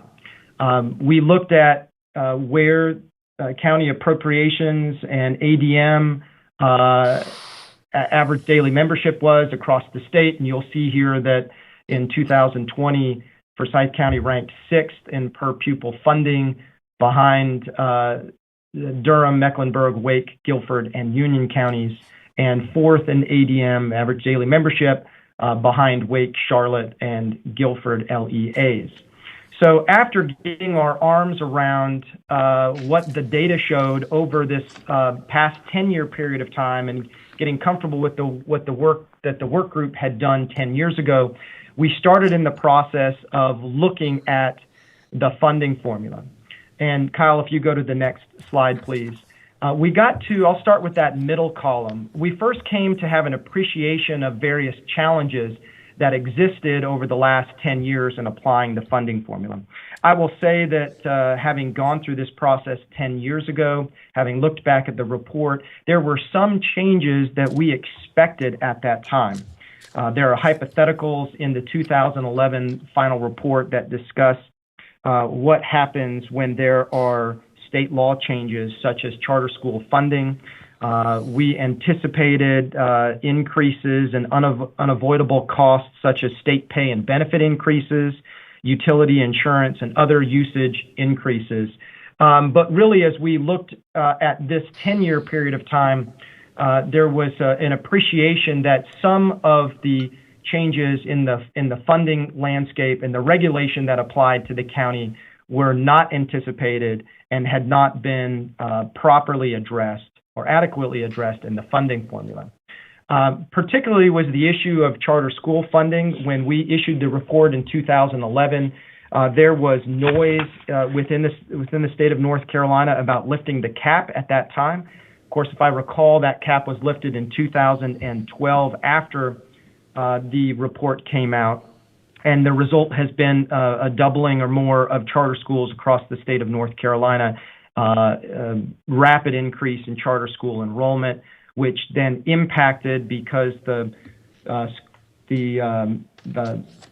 Winston-Salem Forsyth County Schools has a per pupil contribution towards charter school funding in this county, an impact on the amount of actual funding available to the Winston-Salem Forsyth County Schools over time. We also looked at and appreciated that there were non-discretionary cost increases that have been faced by the schools over this period of time, including continued compensation and benefits issues that are dictated by the state. We also were able to appreciate that there have been, we phrased it, misunderstandings or miscommunications about the Winston-Salem Forsyth County Schools' needs over this period of time that impacted the perception about whether the funding formula was working properly. We looked at the debt leveling programs and increased property tax rates, right? The more revenue that comes into the county, but that does not go into the funding formula, there's a potential perception that that formula is not serving its purpose, and that certainly has changed over the last 10 years.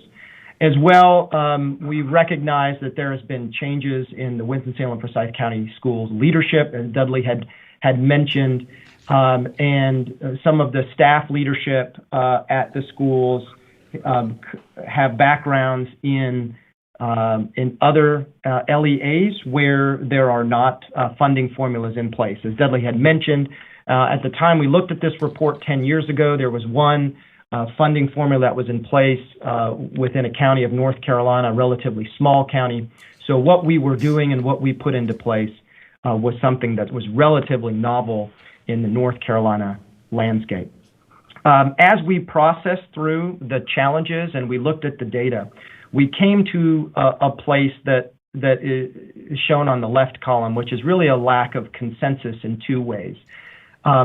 Because of differing perspectives between the county staff, the school staff, and the community input on this committee, there was really a lack of consensus as to whether the funding formula had performed adequately in the past 10 years.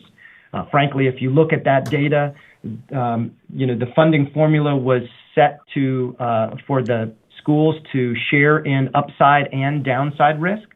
So that played out during certain times over the last 10 years where county schools appropriation did not go up or did not go up in relation to other measures. We also came to the place that it was clear that within our work group there was not a consensus about whether the funding formula provides an adequate level of funding now at this time. And I hope you can appreciate, in order to analyze and propose changes to a funding formula, you have multiple variables which go into that, right? But among others, they are the fact that there must be a base amount of funding for the formula to adjust, and then the formula itself that we have in place since 2011 has variables based upon enrollment and revenue. So from a math perspective, because we're talking about education, it's very difficult to crack a math problem where there are more variables than you can resolve with the facts that you have before it. And in this case, we got to a place where, because of a lack of consensus about whether the base funding, that would be existing funding that goes to the schools, was adequate, we could not come to a recommendation as to how to make changes, if at all, or recommend a new funding formula until we can get to a place of consensus. So that will move to that final column, which is as of this week, we're at a place where the work group desires to serve the community need. We're ready, willing, and able to move forward with the work that we think is important to the community. We all recognize that. But we need some additional direction in order to do that. First, there needs to be some consensus building around what that adequate base funding level is. I think from both a schools and a county perspective, the schools need to understand what their needs are and have an idea of whether the funding formula will fairly output appropriations for those needs. I think from the county perspective, it would be whether the output from the school funding formula appropriately balances the important initiatives that we have in this community and the role that education plays within those. We also recognize that regardless of whether we could come to a funding formula, this is something that the landscape has been, the last 10 years have shown us that the landscape is fluid. Changes are coming more and more quickly. And that we don't believe that we could come up with a bulletproof funding formula that would stay true for a 10-year period of time. In our minds, any funding formula would have to be revisited over a fairly short period of time, plus or minus 3 years, in order to determine whether it was serving its purposes. We also, and this is particularly from the community perspective, this is a larger dialogue within our community as to, obviously the role of education is extremely important in our community, but we also have other important community initiatives that we're working on as well. So really wanting from the community perspective to understand if there is or was to be an increase in funding, what the sources of that increase, where would that money come from, and also to understand the impact of that funding increase over with respect to other community initiatives.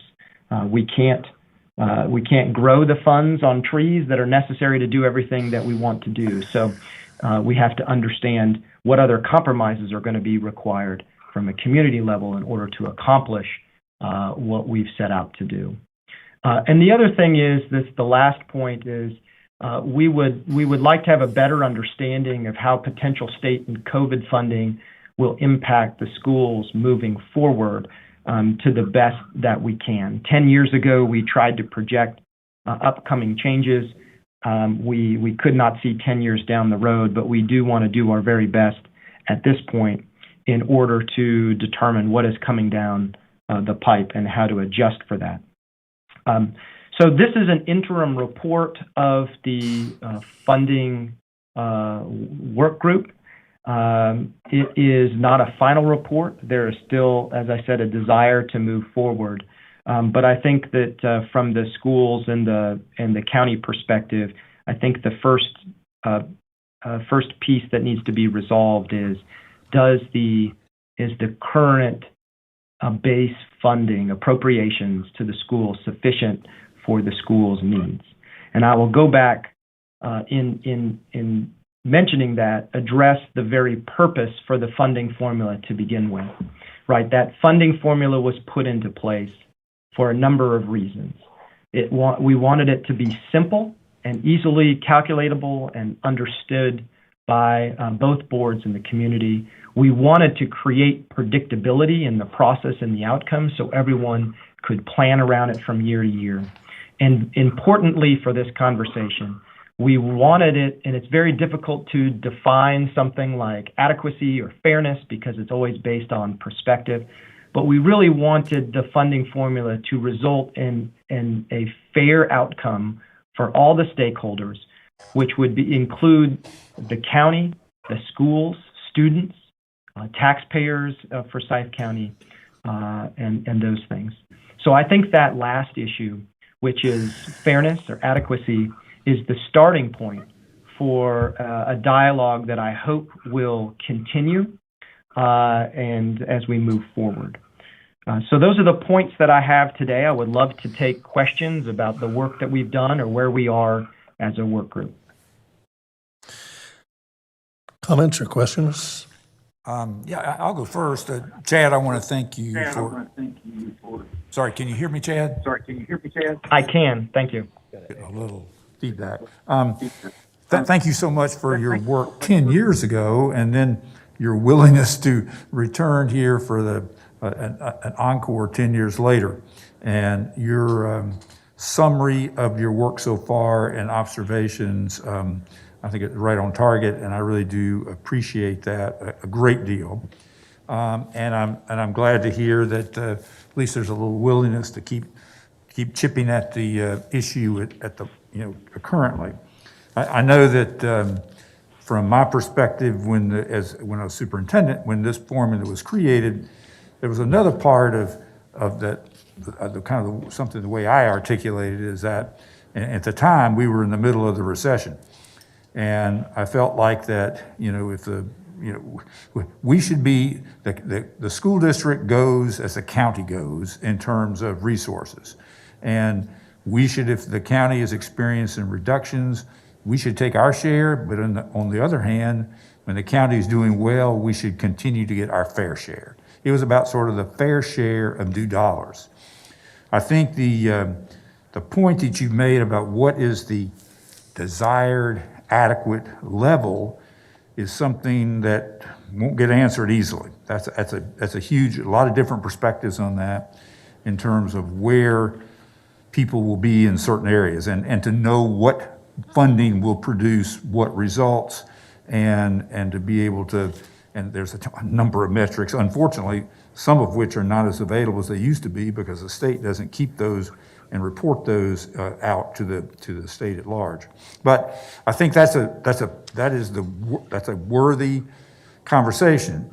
I probably, with this committee, had some hopes that we could take a look at a couple of issues, particularly that I think are tweaks that really have changed over 10 years. One of which was the adjustments for enrollment, that piece, at the time this was created, the Winston-Forsyth County schools have been growing every year by, in fact, I think the minimum growth during that almost 20-year period was probably 300 or 400 students, and we were averaging 1,000 a year for several years.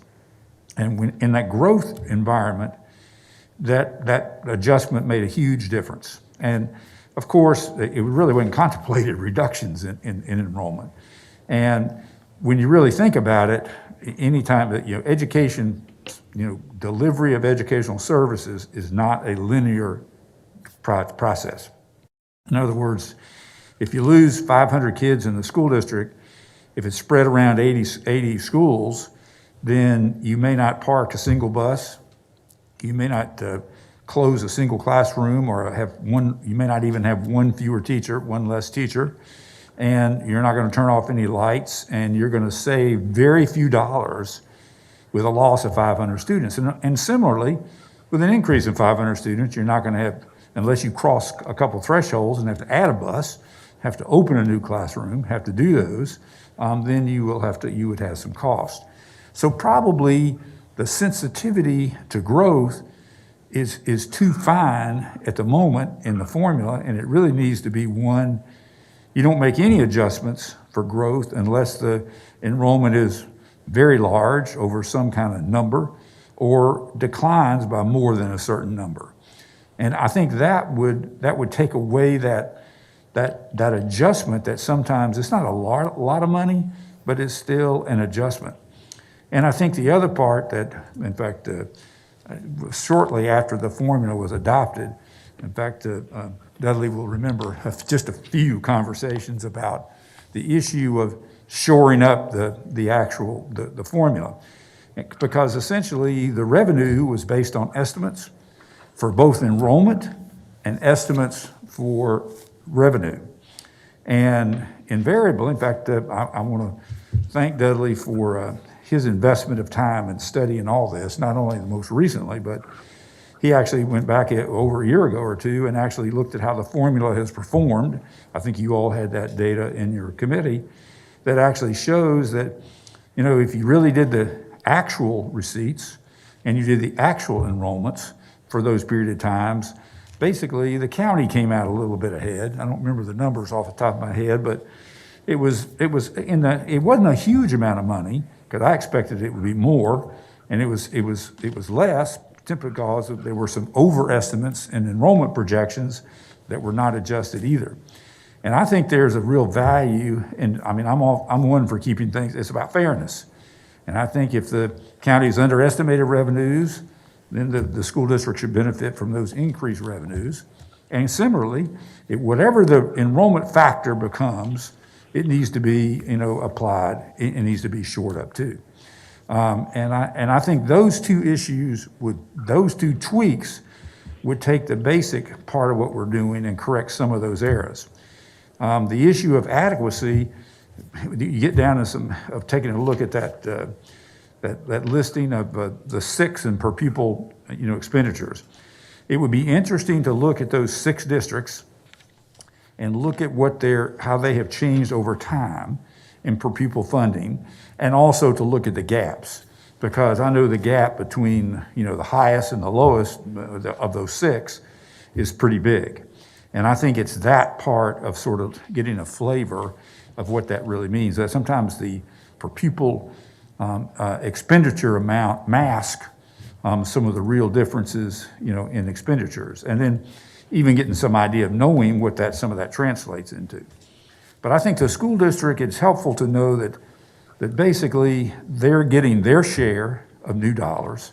I think that is a comforting a comforting feeling if I'm in the school district, and to know that, that basically I can count on, that's something to count on as a base. And, and sometimes it's just, I think your observation there towards the end in your summary, where you talk about if there's some kind of huge adjustment in some way to accommodate the sort of what the amount should be, it's going to have to it's going to either come out of existing programs or it's going to require a tax increase. And I'm certainly not going to speak for my colleagues on how that goes, but it's all about their points at which it's like the market cannot bear that. And I think that's something that is a reality that we all live with. And in fact, we just looked at a chart earlier today that showed the actual property, appraisal assessments behind in each of our counties, kind of per capita, and to understand our general wealth and ability to pay is, and there, in fact, the Public School Forum calculates an ability to pay kind of number, which is, by the way, is not simple across the state to try to adjust for different assessment periods, try to adjust for a whole bunch of other factors. But they do it, and it's really it's been long-standing, it's pretty helpful. And that would be another thing to look at that kind of ability to pay ranking of those 6 districts. And I have a pretty good idea what that would show. So, I just really appreciate your volunteer time to shepherd this group in this discussion. And I would hope that maybe this year we could maybe at least begin to look at those 2 adjustments a little bit and think about those and maybe still continue, the broader discussion and a kind of a format, a way that could be addressed at budget time as a alternative service request on a specific issue that may not be a recurring issue, for example. Those are a lot easier to face and take a look at. So, and I think, and Dudley talked about it, I really appreciate his comments at the beginning of this, because he has really spent a lot of time taking a look at it. It was the Program Evaluation Division in the legislature that did a tremendous job in a 2016 study. And it points out major inadequacies and inequities in state funding. And I appreciated Dudley's characterization of that as school folks become victims of the state's funding mechanism. And basically the way local money has to be used is as the state ebbs and flows in certain areas, they have to constantly make adjustments, and that's the local money is the only place that you can do that. So I apologize for speaking so long, but I want to thank you, and I hope we can continue,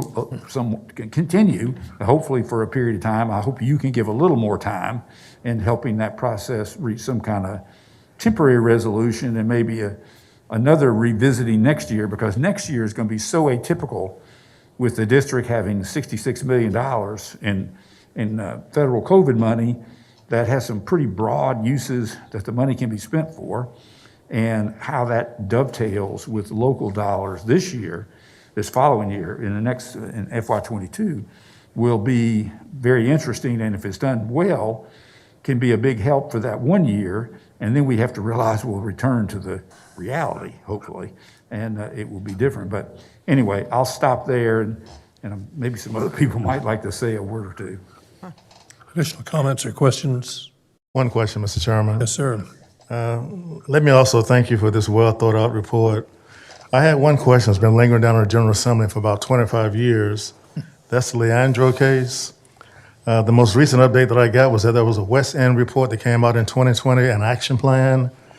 In your deliberation, were you able to look at that plan to see how it might impact our formula, if at all?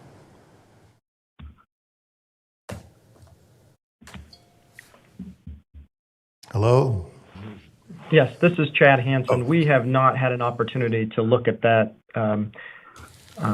My quick response to a number of these factors is that they are good portions of discussion. We, for instance, did look at enrollment factor and whether that was something necessary into the future. We did look at this concept of an annual true-up.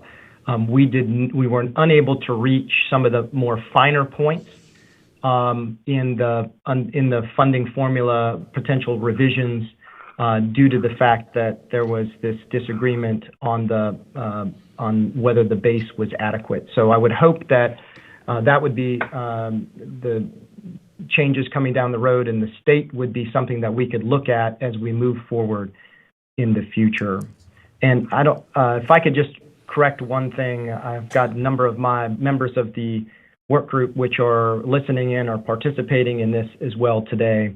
It was pointed out on page 3 of the slide, Kyle, if you wouldn't mind going back there, that the 6th in per pupil funding is just 6th out of the top 10 of the sized counties.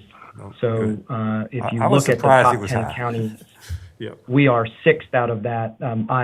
I'm being told, and I have no reason to doubt that if we look at all counties across North Carolina, Forsyth County is actually 28th in per pupil funding. So my apologies if I misstated that. You'll get a little more direction from Kerry because he's got some updated information with the impact of the quarter-cent sales tax. So you'll see a little more financial data in a second. Additional comments or questions? Let me make one comment, which I will start, Chad, by saying that I don't understand the formula and how it works and how it continues to work and how it changes. But I do know that you said to keep it simple, and I really think that you're right on the money in that regard, because I can understand, I think, simple mathematics, Dr. Martin has a PhD in mathematics, and I can sit next to him and feel those wheels beginning to turn. He knows these things. But what I think of as the taxpayers of Forsyth County, I did pass a quarter-cent sales tax with the understanding that the teachers, that's a word that kind of has magic this whole scenario, would get a pay increase. Well, that has happened to the extent that the taxpayers did say, let's go ahead and pay the teachers more money. But then you get into the metrics of it. You have the teachers, then you have teacher assistants, then you have people who work in the cafeterias, and all of a sudden that quarter-cent sales tax turns into a different vehicle to pay teachers. So the real question is, and by the way, I was looking at some of the pay increases to members of I won't name the company, but it's a big healthcare facility in this community. But they've given pay increases to their upper echelon people up to 7 and 8%, which I think is not generally within the marketplace idea. And I think that the teachers should get paid as much as we can. I wouldn't mind if we were number 3, number 2, number 1. Because they're dealing with the future, and they're dealing with the children, and you are playing a key role, and I can't tell you how much, from a personal point of view, I appreciate hearing a man of your stature say, I'm here, and I want to help, and I want to do the thing, and I want to do it right. But I also happen to be the father of 2 daughters, and they're both school teachers, and I have 4 grandchildren, and they're all in the public school system. And it comes down to you stay where you want to stay, you make a career of what you want to make a career of, but you've got to survive. And so what, you pay your people a little extra money. And the question is, give me a definition of the word little. But we have a mandate from the taxpayers, and we have, I think, a group of commissioners on this board, and I'm not speaking for all of them, I'm just saying the general attitude is, we do want our children to be educated, and we do want our employees to be paid a, quote, decent wage, and I don't know how else to put it, but I would hope that somehow or another, when you begin deliberations and begin working on the funding portion of it, that you can reach some kind of solution to the impasse that exists between teachers who are experts in English or mathematics or whatever, but then you have the backup people who make it possible for them to do that. And I'm not really suggesting anything because I don't have the expertise to do what you're doing, and I don't pretend to, but I do know from an emotional point of view that it's something to say when you say my daughter or my son or my grandson is a teacher in the public school system because he's being paid for what he has invested through his education efforts at the beginning and all during his career. That's about all I have to say. If anybody else has any comment? Yes, Mr. Chairman, I'd just like to say, as a former school board member, I think one thing we have to understand is that those school board members have one focus, and that's the school. And I was right there in there with them, always saying the county does not give us enough money. After I got here, I learned that the county does do a fair job with our schools, and I think we all push to be fair with the school system. And I was excited about this formula because they had predicted funding, and that was always difficult to know when you were trying to work on a budget, when the school board really didn't have any clue how much money they were going to get. So this to me was the selling point for me. I thank you, Chad, and I thank all the board members, but I think we have to remember that the school system has one focus, and the county has many focuses and many things that we have to fund. Good comments. Any further comments? Chad, you heard from 3 of us at least on the term money, if I may use that, and Mr. County Manager, I'll let you continue. Chad, thanks so much.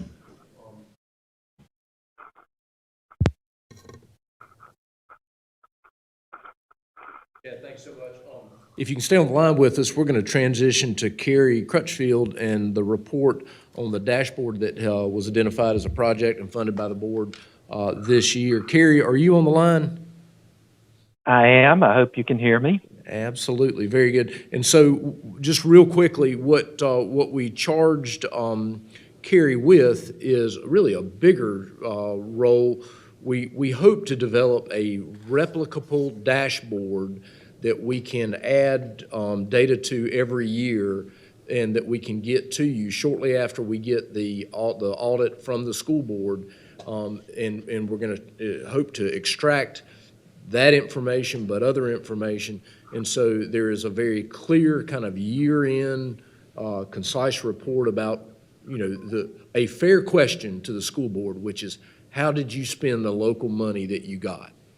And that is what we hope to get, and we hope that we can replicate it each year. And so Carrie was a logical person to do that. Years of experience in the school system, probably understands the state system and how to interact with that better than anybody in the state, and of course knows this system, and even had worked, I believe, under contract with the school board, as late as last fiscal year. So anyway, Carrie, we appreciate you doing that. Again, what Carrie is presenting is not the dashboard, that will be coming, but it's really some early findings. He was kind enough to be able to present to you and really talk about some impacts particularly around the quarter-cent sales tax. It's probably the first time you've seen this data. So with that, we'll turn it over to you, Carrie. I believe we are adjusting. Are you handling the slides? I'm going to try to share my screen. Yes. Well, we have it. We have the report on the screen, Carrie. If you want to, if you just want us to drive it, that may work. At the moment, I cannot see anything myself, so. That's a problem. Yep. Why don't we yes, let you drive the screen then? Hopefully that'll work. I'll try to share. Looks like you're there. Yeah, don't click on that.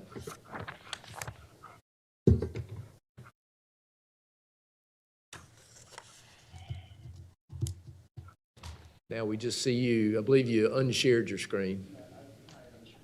Oh, never mind. No, you're good. I'm trying to find it, but right now it's not. We need to find a middle school student somewhere who can do this. Elementary. That's right. Those 6-year-olds. Can you see my screen now? No, not yet, Carrie. You got to click on that desktop thing twice, I believe. Okay, desktop thing twice. Okay, that's probably what it is. Okay. Yeah, you got to click on it and then share it.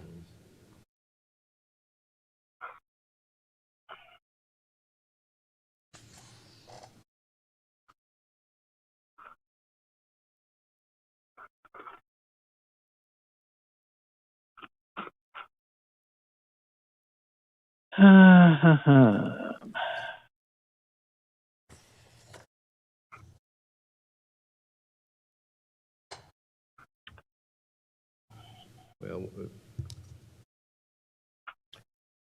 I am not having any luck today, it doesn't appear. okay. While we're waiting for Carrie, I might point out to the group of people in this room, and Richard, I know you're going to be excited when you hear this. Only 23 more days, and spring will be here. Spring planning can begin. Mr. Chairman, you want to take a 5-minute recess? And Let's do that. We'll take a 5-minute break right now. We'll get you squared up. Here's Carrie. Carrie, we'll call you.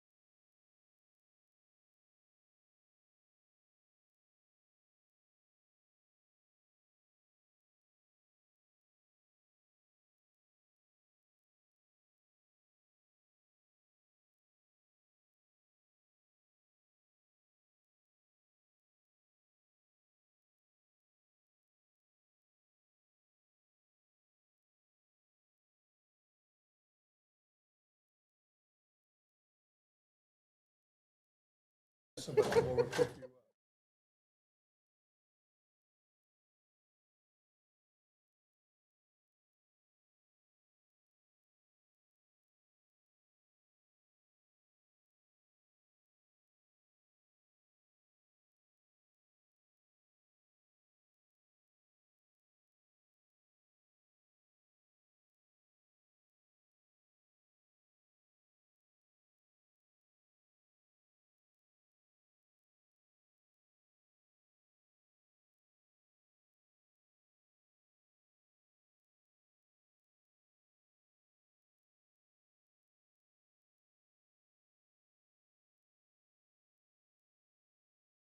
Crutchfield to talk about the school district dashboard project has been solved, and I'll turn the meeting once again over to our county manager, Dudley Watts. Okay, and I'll immediately turn it over to Carrie. You on the line? Thank you. Good morning, Commissioners. Good morning. Thank you for having me this morning. Dudley's already provided you, I think, with background information, but I have been asked to provide some relevant data for the county regarding their public school system, Winston-Salem Forsyth County Schools. I am gathering data from various sources, and today what I want to do is share some executive summary type information with you.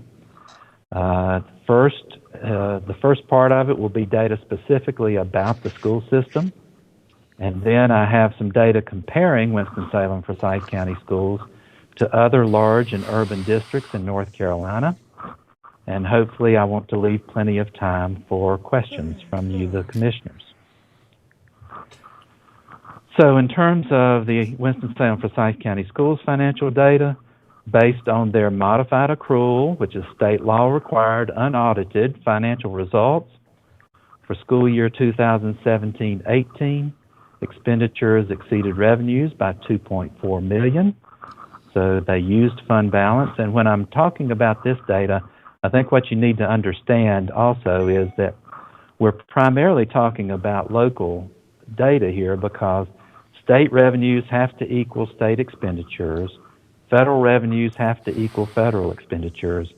So when you see the expenditures varying from revenues, it's primarily just local sources of funds. For school year 2018-19, expenditures exceeded revenues by $6.5 million, again using fund balance. And for 2019-20, revenues exceeded expenditures by $9.5 million, increasing the fund balance. So the net for the 3 years is basically a net break even, a very slight increase. And I think we all need to understand also, due to restrictive state laws regarding fund balance available for appropriation and generally accepted accounting principles, the audited results will show different numbers of fund balance available for appropriation. The audited financial results for the school system are not published yet. They have been filed with local government commission, but they haven't been published there yet. But the audited results will likely have a current expense fund balance available for appropriation of somewhere in the 8 to 10 million range. That could be off somewhat. So some of the reasons for the use of fund balance in school years 17-18 and 18-19 include significant increases in state-mandated matching retirement and health insurance. Those have been huge factors in the local budgets of all school districts in North Carolina since 2004. The recession in 2001, 2, 3, and 4, the matching retirement rate dropped almost to zero at that point, and every single year since it hit that low, the matching retirement rate has increased so that this year it's almost 22% of each dollar goes in matching costs to the retirement system. Also, prior to 2017-18, significant carryover balances of federal funds built up during the ARA funding years had been exhausted. There were also significant increases in exceptional children program costs. There were significant increases in state-mandated licensed employee base pay, primarily assistant principals. I think it's illustrative to point out that prior to 2017-18, the state formula for assistant principal base pay was eligible teacher pay plus 1%. Beginning in 2017-18, it became state teacher pay plus 17%. That is a huge increase in base pay. And now it is state eligible teacher pay plus 19%.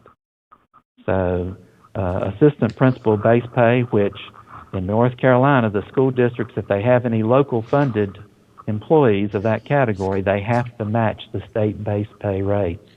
And in a few minutes, I'll share with you why in Winston-Salem, Forsyth, and probably every school district, the state allotment for assistant principals is not adequate. But also negative impacts on the performance were increases in charter school student payments, also required by state law in North Carolina. Some of the reasons for the increase in fund balance in 2019-20 include state and federal COVID relief funding used to offset local budgeted costs. I think there was an intentional delay in budgeting for replacing instructional technology devices. There were savings due to schools being closed for in-person instruction for 3 months, including utilities, substitute teachers, and some local transportation costs. There has been increased state funding for elementary specialist positions, art, music, and PE. This is now the third year. This 2020-21 school year is the third year that the state has been increasing funding for that. And in 2019-20, there were significant cost controls implemented in the Exceptional Children Program. Some of those savings were offset a little bit by increased local costs, again from mandatory increase in state matching retirement. Building and grounds maintenance costs increased. This actually was probably a function of the fact that they had 5 months to get into the schools with no students around, as opposed to typically only having 8 weeks in the summer to be able to get into the schools to do preventive maintenance. And again, increased charter school student payments. I've projected, in my mind at least, what some of the positive financial impacts for 2020 and 21 and beyond include. There will be some additional COVID relief funding savings to continue for this school year at least, and possibly a little for next school year. Again, there will be the continued installments of state funding for art, music, and PE teachers for this school year and next school year. But I do want to make it clear that there will be some required additional regular education teachers in grades K through 3 that will be necessary to meet class size reduction mandates that are part of the legislation that's funding the art, music, and PE teachers. There will probably be some additional utility and transportation savings for 2020-21 until full in-person instruction occurs, but likely not for subsequent years. And the full implementation of the quarter-cent sales tax funded teacher supplements, and some, I think, the most important data I want to share this morning will be the teacher supplement information. In my mind, again, some projected negative financial impacts for 2020 and 21 and beyond. Continued mandatory increases in matching retirement costs. Continued increases in mandatory charter school funding, at least for a few years. One of the big impacts statewide of COVID-19 closures was the fact that many parents chose to either homeschool or send their students to charter schools, some of which were not closed during the COVID-19 or during the full COVID-19 period. The district is losing a significant amount of grant funds for pre-K classrooms that will need to be continued. Restoration of annual replacement cycle for school technology devices. The district probably needs to spend $3 to $4 million per year just to keep their school-based technology devices up to date, and the potential for new school opening costs when new schools are finished and students are housed in them. Some potential for other financial impacts that are less clear as their overall impact. The General Assembly is likely to have some kind of funding response to the reduced public school enrollments once fully in-person instruction resumes. I was actually shocked to hear that for the first time in close to 3 decades, Wake County Schools has a reduction in student enrollment this year of 3,000 students. There's also the possibility of a new state funding model. As Dr. Martin mentioned in his comments to Chad's report, the legislature's staff had come out with some really good information about the inequities in the current funding model and the potential for a different funding model. I do think there's the potential for utility costs to continue to increase fairly substantially.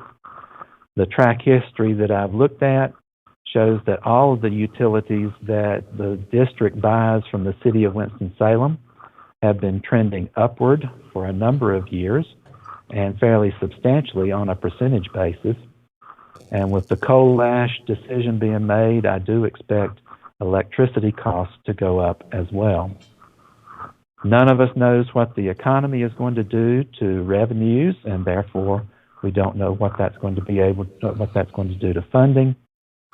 And it's always difficult in any school system, especially an urban school system with lots of health care options in the community. It's always difficult to predict and control the exceptional children program costs. Carrie, Yes. could you give us a little more detail on those utility costs, your reference to Winston-Salem and Duke Energy? Can we have just a little more information on that? I think I've got a little bit on that coming up in my upcoming slides. Okay, I'm sorry. That's okay. The part that I am familiar with is, all of the services bought from the city, including water and sewer, stormwater runoff, and bulk pickup, bulk garbage pickup. All of those costs are increasing fairly substantially percentage-wise every year. They're not nearly the amount of money in the budget as electricity, but electricity costs have actually gone down for the last 2 years, but I don't see that continuing into the future. But if you don't mind, if I don't answer your questions on an upcoming slide, please get back to me. Okay, thank you.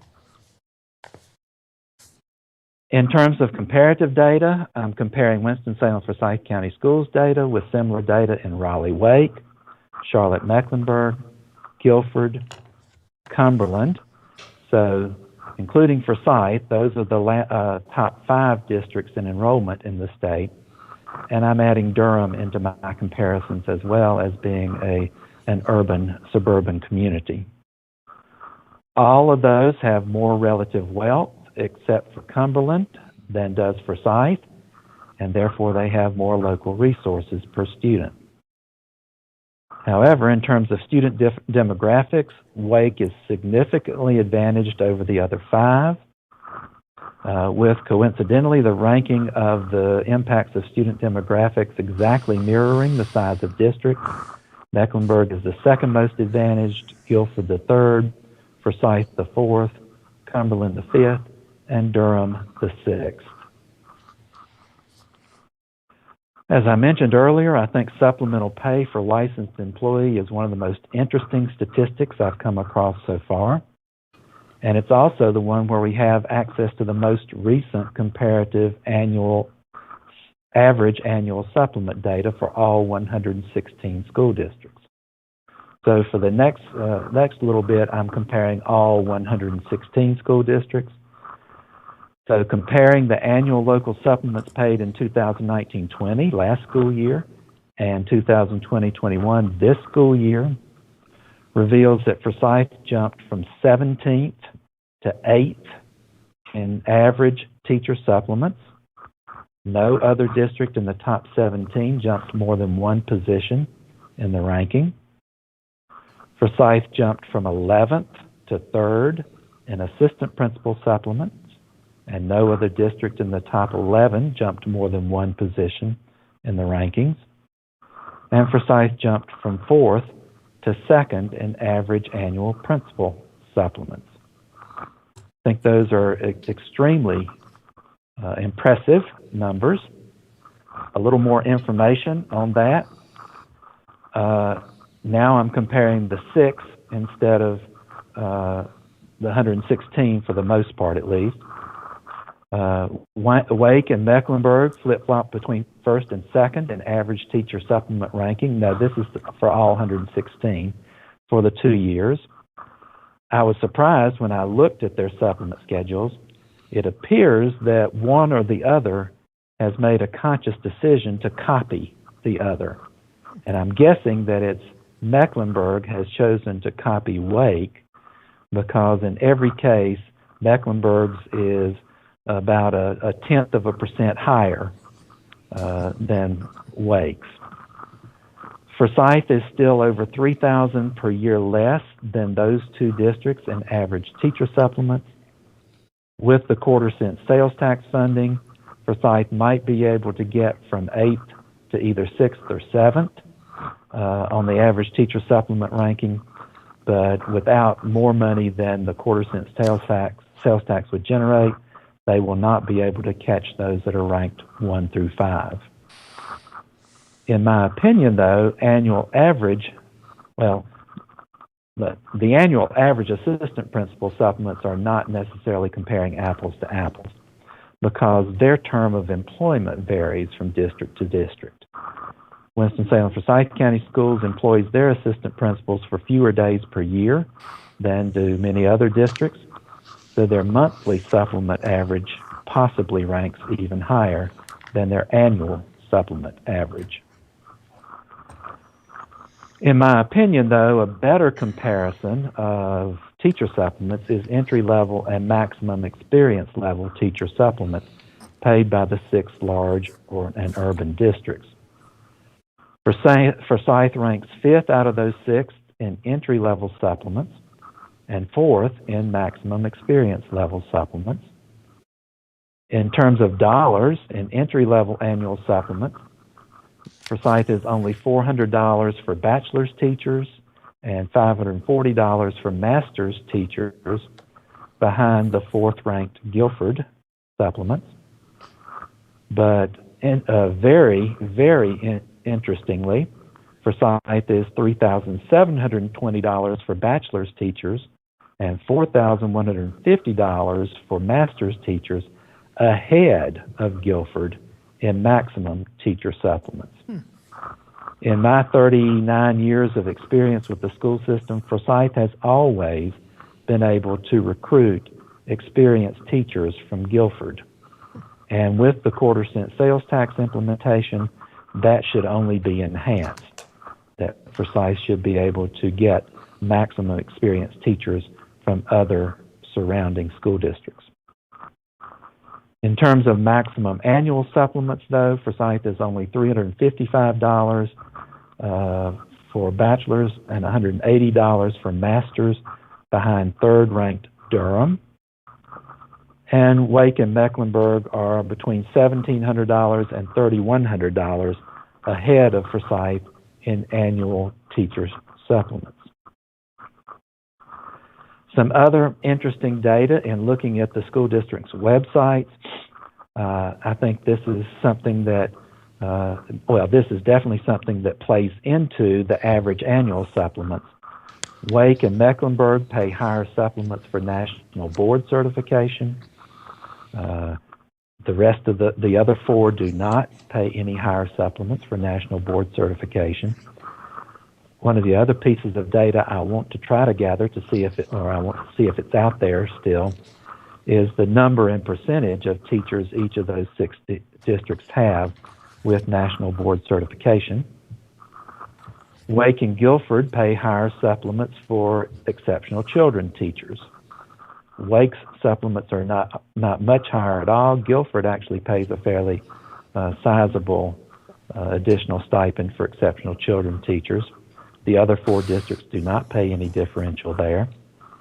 And Durham pays higher supplements for teachers with advanced and doctorate degrees.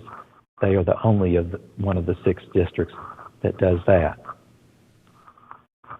In terms of state funding, in terms of comparative data, many of the state allotments have a base funding amount in the formula, so the largest districts get the least amount of total state funding per student. So the largest districts just are going to get the least amount of total state funding automatically when you do it on a per student basis. The largest state allotments are licensed employee position allotments, where the state funds the total cost of the eligible positions. What that does is local decisions on which positions are state funded impact the total state funding used, and as a corollary received, as does to a lesser extent turnover in licensed employees. And then for the remaining state allotments, other than the position allotments, districts can choose between funding people, employees, or things, supplies, equipment, and/or contracts. There is an incentive in the state funding model for funding people. It draws down more state funding per student than does funding things.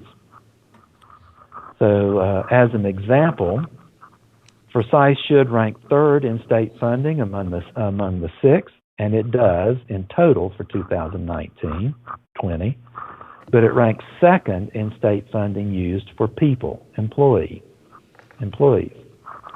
That is an indication of how efficiently the district is using the state money. The more money they use for people, the more money they're going to draw down from the state in total.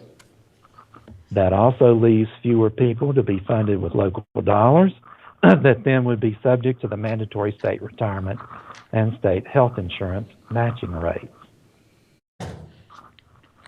In terms of federal funding, the percentage of free and reduced meal eligible students significantly impacts many of the dollars. Of course, Durham is going to lead the 6 in per student federal funding. Cumberland is 2nd, partly because they also receive a significant amount of federal dollars due to the military base in their county. Guilford is 3rd in federal funding, Forsyth is 4th, Mecklenburg is 5th, and Wake is 6th. However, federal funding is a relatively insignificant amount per student compared to state and local funding. Typically, it's going to be less than 10% of the total funding for any urban school district.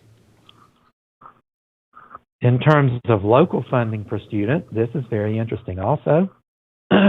Durham leads 2nd place Guilford by almost $1,200 per student.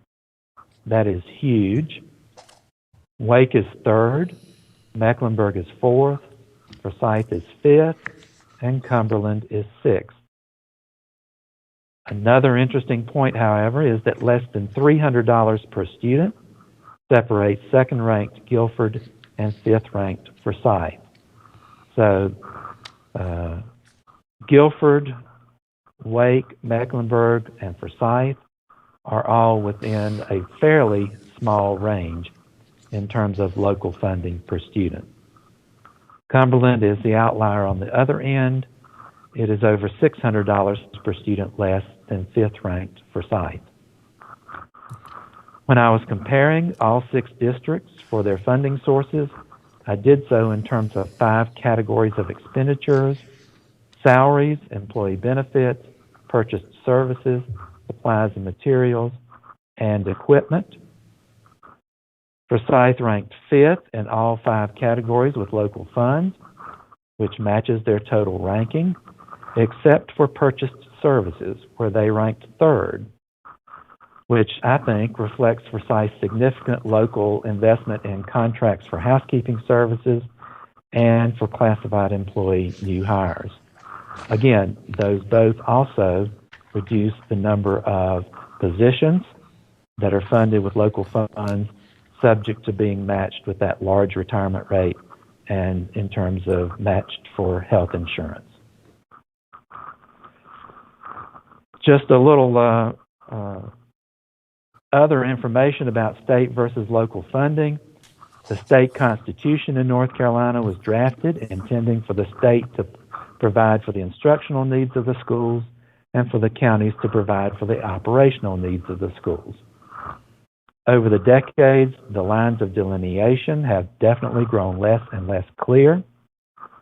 For example, and not many people were in public education in North Carolina as long ago as I was, but I recall before the 1982 recession, the state was providing significant funding for utilities and housekeeping needs in all of the school districts. During the subsequent recessions, however, not only was that funding reduced or cut out, the funding was significantly reduced even for instructional and instructional support needs. Assistant principals is another good example of that. Prior to the 2001 recession, school districts were earning an assistant principal position for a little bit less than 700 students. The formula is now one assistant principal position for every 989 students. To translate that into something that is a little more clear maybe, if you have two 500-student elementary schools, the enrollment in those schools has drawn down one 10-month assistant principal position from the state funding. Because that is totally inadequate, Winston-Salem Forsyth County Schools has almost as many assistant principals funded from local funds as it receives in the state assistant principal allotment.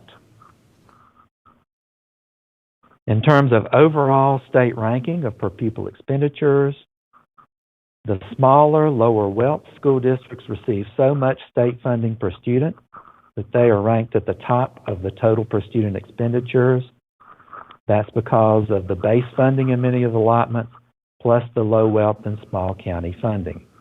Just as an example, and I get, when I'm talking in my school district groups, sometimes they're not real pleased that I make this comparison, but little tiny Tyrrell County schools down near the coast with less than 600 students receives $2,000 per student in small county funding. $2,000 is a huge addition to all of the other funding that that district receives. As we all know, though, economies of scale, do reduce expenditures per student in larger school districts. The larger your schools, the less of some base funding costs that you have to incur. So, Wake and Mecklenburg are definitely going to have economies of scale that other school districts do not. Based on experiences that I had a few years ago, I think Wake County schools, almost all of their high schools are 2,500 to 3,000 students in size. Even Forsyth County only has one or two high schools with over 2,000 students, and most of the regular high schools are in the 1,500 to 1,800 student range. But in 2019-20, statewide amount and ranks of total per pupil funding for the districts were Durham, 25th ranked at $11,684 per student, Guilford, $10,405 per student and 55th ranked in the state, Forsyth, $9,821 per student, 83rd ranked in the state. Again, Forsyth is third out of the sixth in total. Mecklenburg, $97.85 per student, 85th ranked in the state.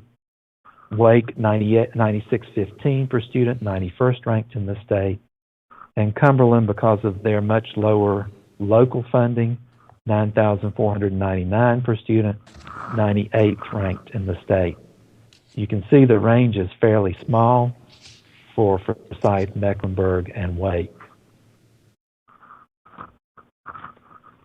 On the other side of the coin, per student expenditures appear to have very little correlation to student performance for the 6 comparative districts. The following slides that I have in my presentation reflect 2018-19, which is the latest data published, student performance data for 8 different categories. The data for the first 7 categories reflect the percentages of students testing at or above grade level, or at or above course proficiency, and the ranking among the 6 districts. The 8th category is the 4-year graduation rate and the ranking among the 6 districts. In most, but not all cases, the rankings closely correlate with student demographics and, to a lesser extent, the relative wealth of the counties. So I'm going to move fairly quickly through the next slides. I'll let you take a look at each one. I'm not going to talk much about them, but they're in my presentation for you to refer back to later if you want to. But in grades 3 through 8 math, you can see the percentage of students testing proficient and the ranking of the school districts and the state average. This is the format of all of these 8 slides. Grades 3 through 8 reading. The same list of percentages and rankings. Carrie. Yes. This is Commissioner Yes. Tanya McDaniel. Could you go back to Forsyth County regards to the grades 3 through 8 reading?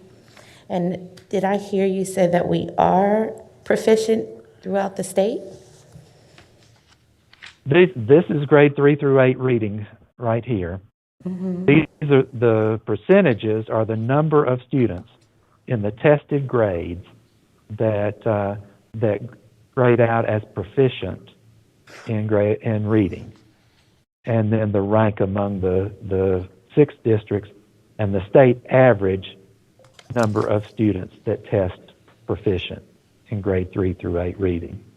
And can you confirm with me one more time, was this data from 2018, 2019? This is from 2018, 2019. Okay. So The state is still compiling 2019-20 and is not on their published website yet. Okay, thank you. Mm-hmm. Grades 3 through 8 science, you can see the same percentages and rankings there. I'm going to talk a little bit about some of the surprises when I get through going through the slides themselves. Biology, that's moving into high school grade tested courses now. The percentages, the rankings, and the statewide average. English 2, the percentages, the rankings, and the statewide average. Math 1, the percentages drop off significantly, the rankings, and the statewide average. Math 3, the percentages go up, percentages and the statewide average. And then the 4-year graduation rate. The percentages and the rankings and the statewide average.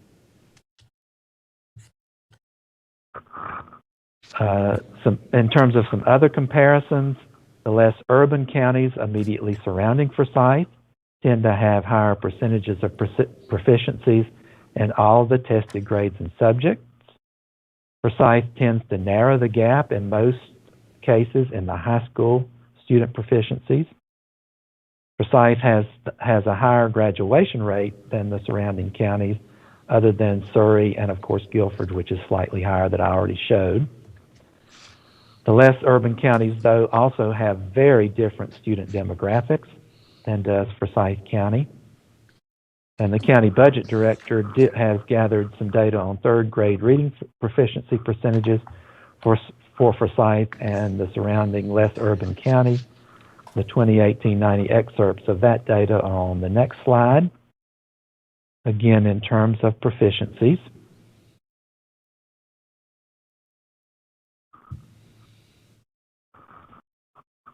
And then the other piece of data that I have looked at thus far that appears to somewhat correlate to student performance is teacher supplement rank, but this is likely just that the relative wealth of the counties allows them to fund higher teacher supplements. Cumberland and Durham are definitely outliers in both directions. Durham funds very high teacher supplements. They're ranked 5th in the state, but they rank last in most of the student performance categories, while Cumberland funds the lowest supplements among the 6 that we're comparing, but ranks well in some of the student performance categories. I think Forsyth is in a very unique situation and has a wonderful opportunity to see if there can be some correlation between teacher supplements and student performance. Will the significant increase in teacher supplements allow Forsyth to recruit and retain teachers and school administrators that can statistically improve student performance? I am definitely looking forward to looking at this data 5 years down the road. Hopefully I can do so. And comparing that data, I think, might be very, very interesting at that point. I'm sorry I did not include anything else about the utilities. I thought I did. I've just been immersed in this data for so long. I've seen a lot of data. So if I didn't answer the question about utilities, please ask it again. No, I understand now that the state, for a while, the state provided funding for utilities, so I understand it now. Okay, great. And that completes my presentation. I'll be glad to try to answer any questions that you have. Questions for Carrie or comments? A lot of good details. Thank you, Kerry. Yeah, I congratulate you, Carrie. That was one heck of a report. You did some hard work on that one. And it's really interesting, too. I thoroughly enjoyed it, and I think it's important. Carrie, if I could say,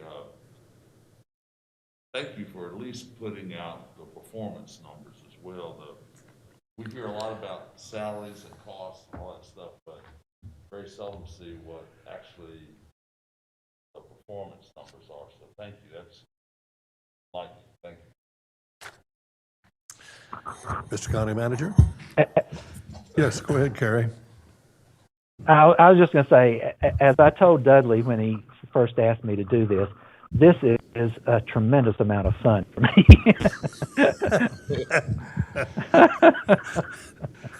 Mr. Chairman, could I ask Carrie one question? Yes, sir.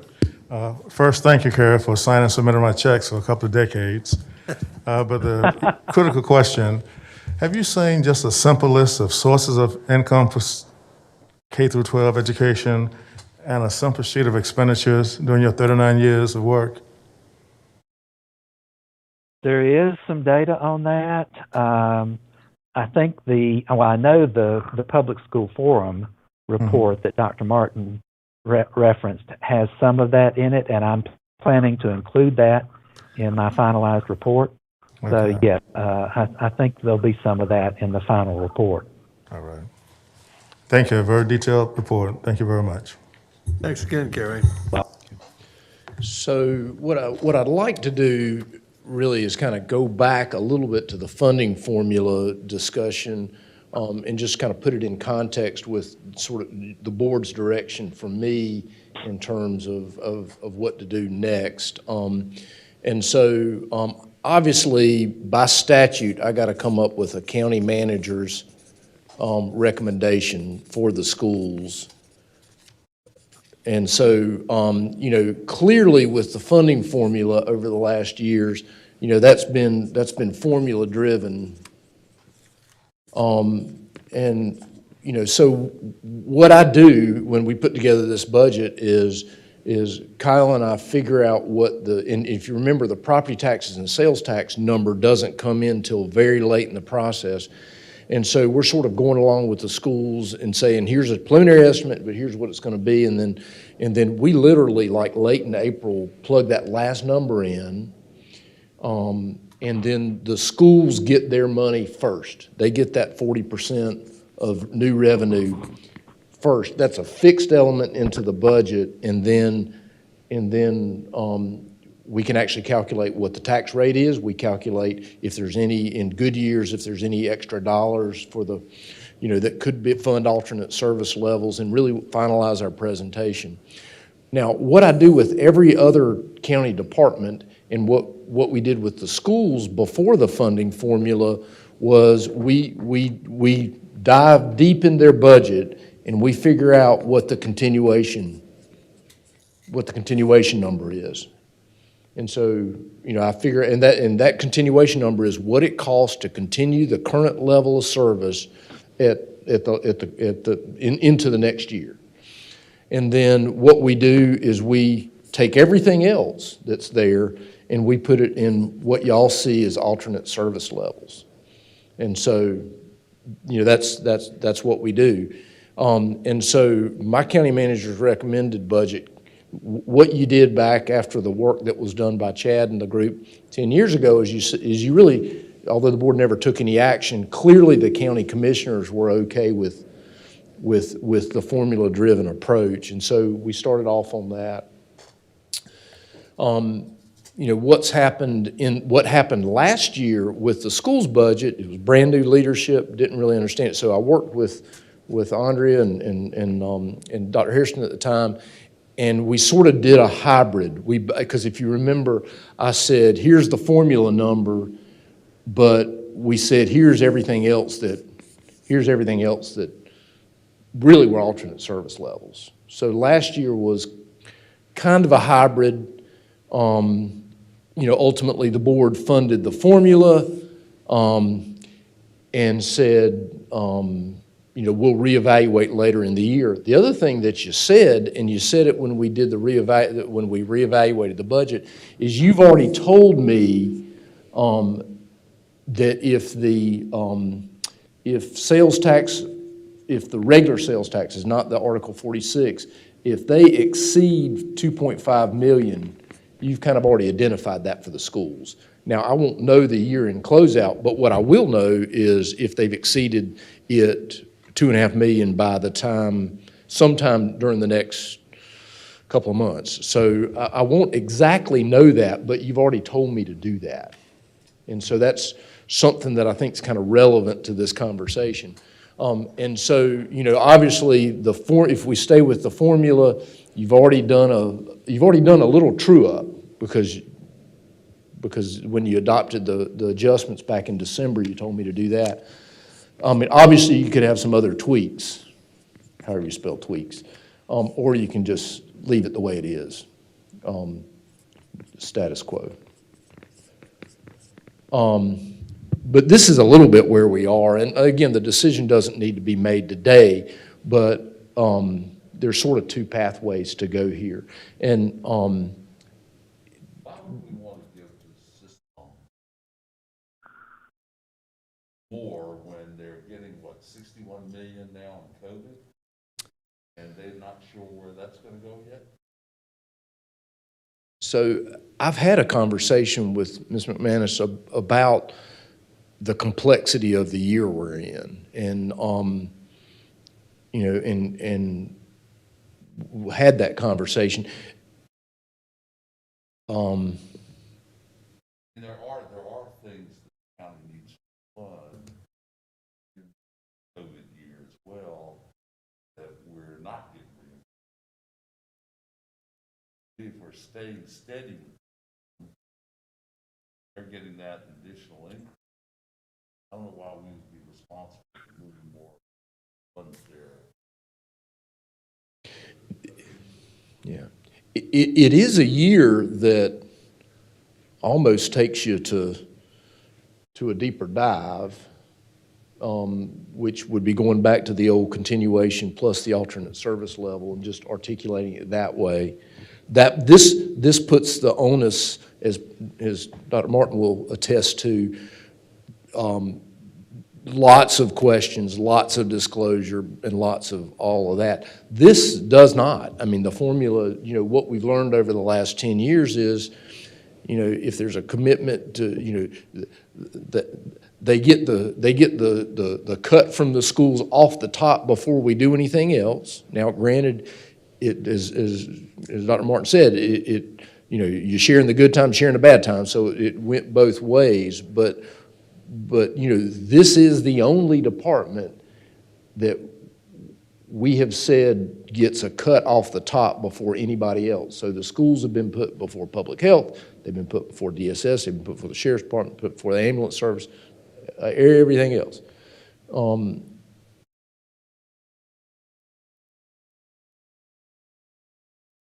I think for this year, I think one of the big issues is answering the question of whether or not the federal COVID money will allow basically to supplant, the federal COVID money can supplant local money. It can't supplant state and federal money, but I'm not so sure it can control, since there's no guarantees of anything on local funds with counties across the state. And if that were the case, that kind of gets at your point, Mr. Kaplan, is that I think that basically the dollars, so there could be some, in one-time expenditures, some catch-ups on some things that have been problematic. And we heard last spring about textbook issues, both electronic and in some cases you have to have some hard copy issues.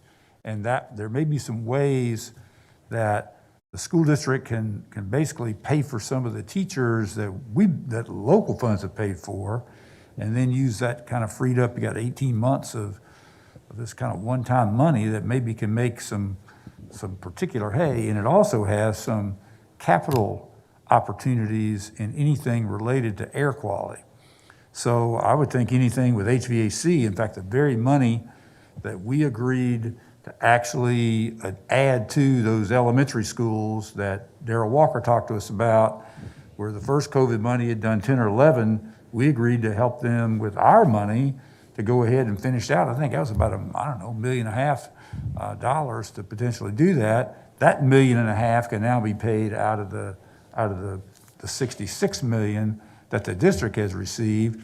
That puts more money back into what you said, Commissioner Kaplan, is that there would then be some funds available for some of the unexpected costs that the county has experienced. And the technology piece is also part of, can be used with COVID. Oh, yeah, absolutely. Absolutely. We have money for textbooks. Absolutely. Well, it can handle the electronic textbooks. It can't handle. Additional funding for the county.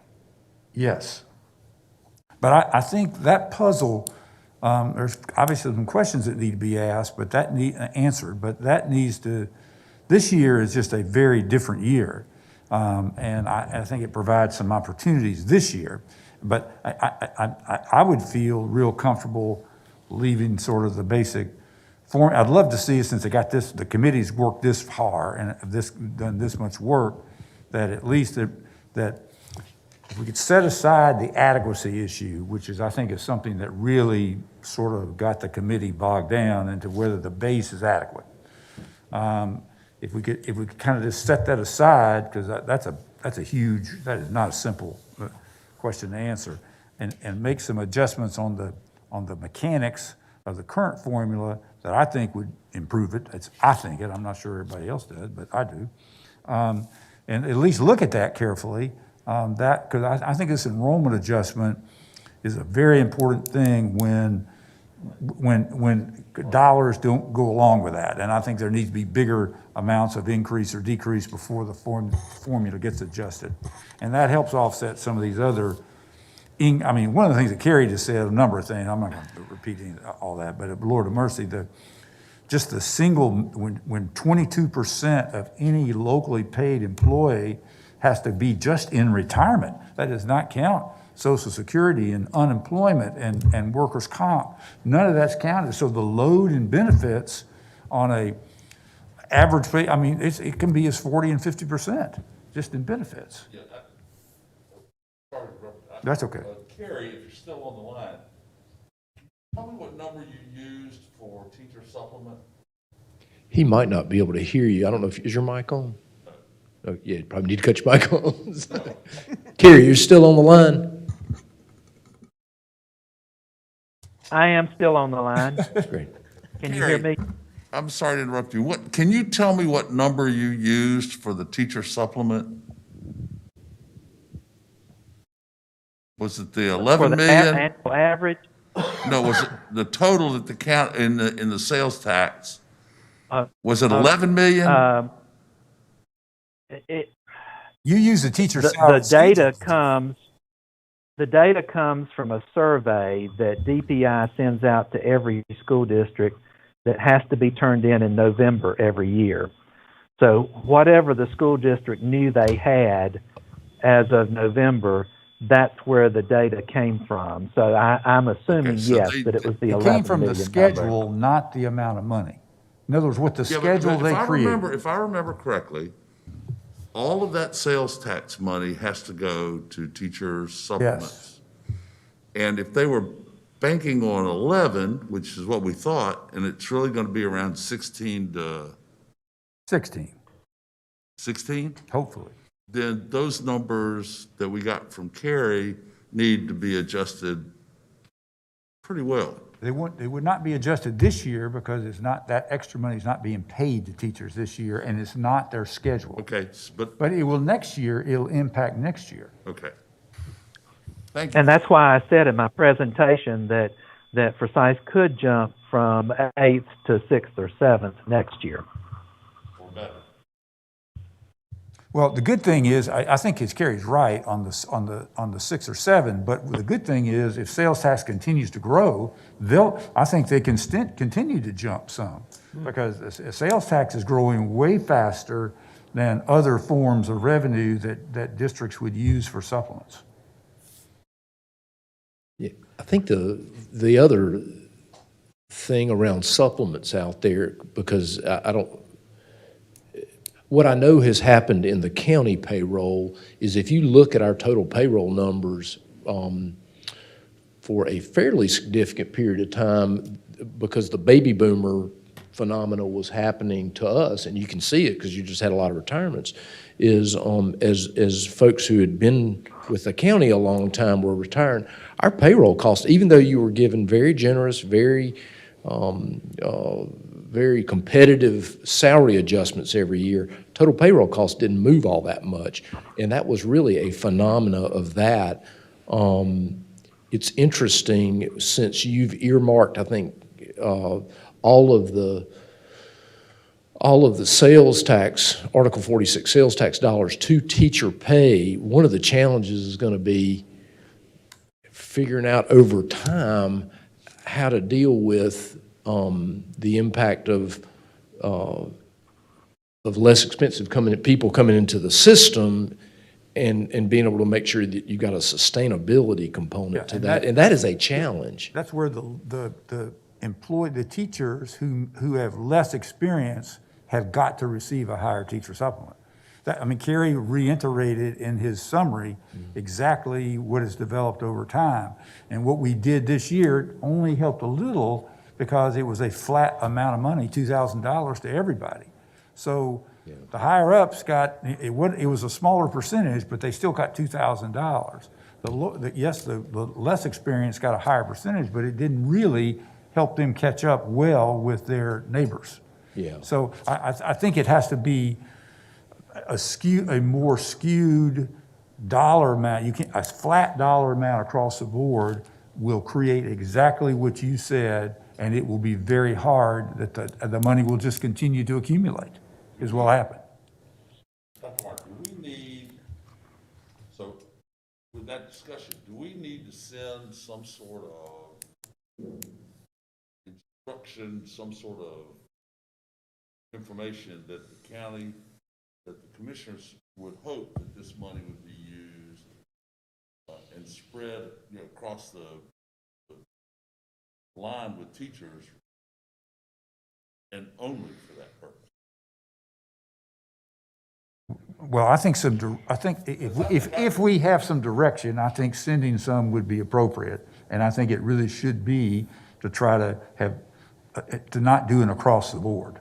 The across the board is not going to make the kind of improvements that are needed to have young teachers be competitive. I remember the discussion you brought to us last time that we really helped the experienced teacher with supplements, but we didn't do the entry level as our competitors had. So yes. Yes.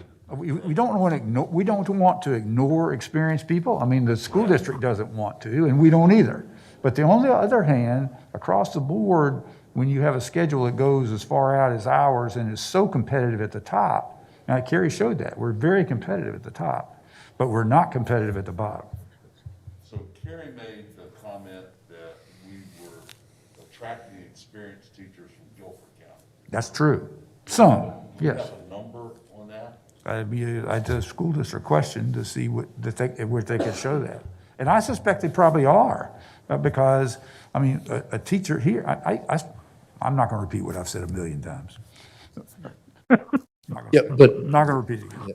But I think what happened, I think I can say this, if you look at what happened with teacher supplement, the old teacher supplement before Article 46, I think that the schools, when I got here, I know the number. There was $15 million that was teacher supplement driven, and because we were using didn't have a supplement, we looked at it every year, because actually in the county commissioner's ordinance, it said this amount of money had to go to teacher supplement.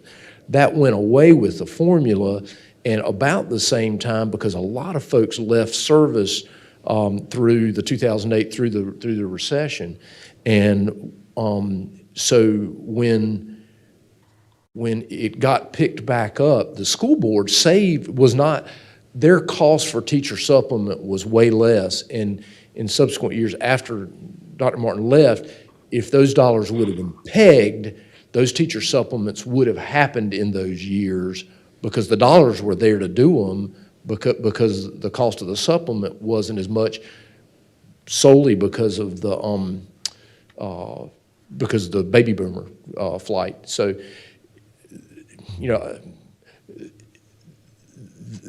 whatever formula, whatever structure you have in place for the formula, the connection between the sustainability of it from a dollar perspective, given that, that folks are going to come in and out of the system, and how they account for it. Frankly, your expectations for how you want for them to account for that supplement is kind of another issue out there that's hard to get at, actually. I think we can get at that. What I'll need at some point from you, and I don't need it today, I mean, we can actually go a little bit on both tracks here.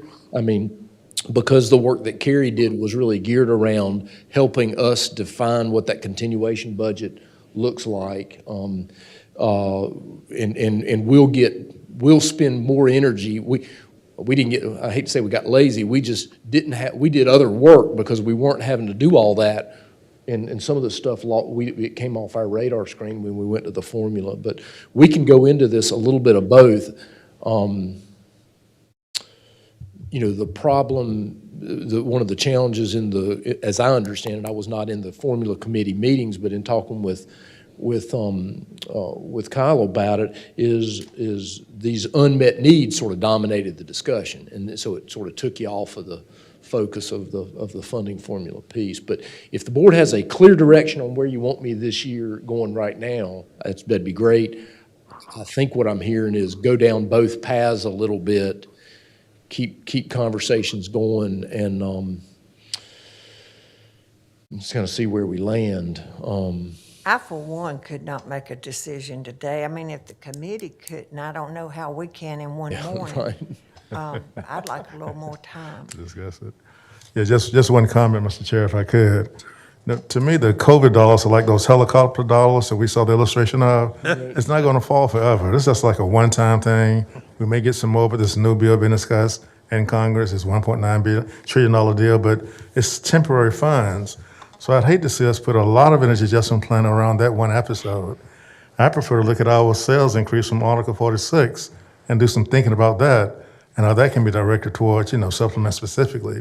Those other dollars really, like I said, they're helicopter dollars. They're going to fly away eventually. And I don't want us to build a whole program toward the school system based on that. Okay. That's enough of that. Chad, are you still on the line? I am. Okay. Did you have any? I mean, you probably heard most of that follow-up. Is there anything you want to add? I was able to hear that follow-up. Thank you, Dudley. I don't think there's anything for me to add at this time.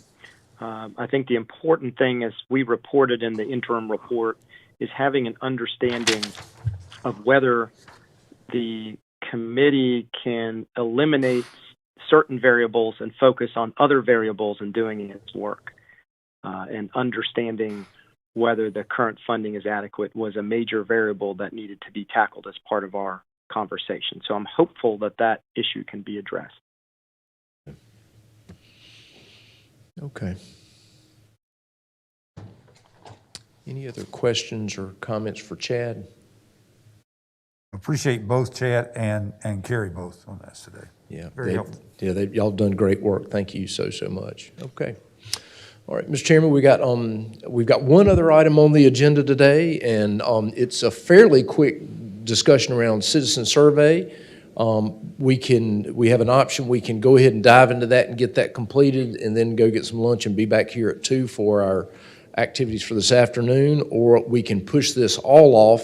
Scott Tesh with the city has indicated he could come back at 2 and do it as a discussion item in the briefing portion of the.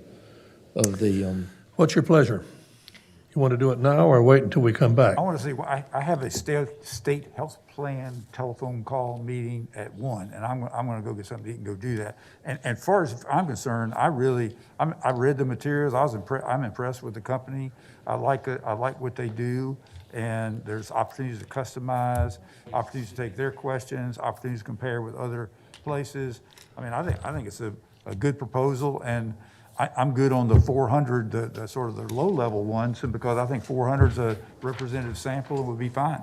Okay. I mean, I thought it was a good proposal, and I liked it. I did. Speak for me. You want to discuss it now or come back at 2 and talk about it? 2. Well, Gloria said 2, and ladies always come first, so. 2, I see. There. Okay, so we'll do it as a discussion item. It really is it's. Tanya was telling me victory or something. Well, we've had a good, Mr. Linville, is there anything you'd like to say? Anything? I'm okay with whatever the majority wants to do. I'm okay with doing it now or Okay, sir. either one. Well, in that case, we'll just end this winter session. Don't carry anything over till tomorrow, only the discussion item at 2 o'clock, and we'll come back in here at 2. Okay. Mr. Chairman. Yes, ma'am. Mr. Chairman, I'm over Here. here. Oh, I'm sorry. Real quickly, would you all be willing to have Gordon compose a letter on this House Bill 119, where they're proposing to give businesses a break on their property tax? Now, my heart goes out to small business, and I know they're in trouble, but it does not need to be coming from our property tax. And if we could do that and each of us sign it today and send it to our representatives, would you all be in favor of doing that? Do you want to have lunch first and come back and say what you want to do? Let it sink in? Well, Gordon would need some time to compose the letter. I could certainly write up something and send it around to you by email. We wouldn't have to necessarily agree today, but Okay. I'd be happy to do that if That's that's good. the board's wish. Yeah, that'll work. Okay. All right. Mr. Kaplan wants to adjourn. I'll second it. We're adjourned.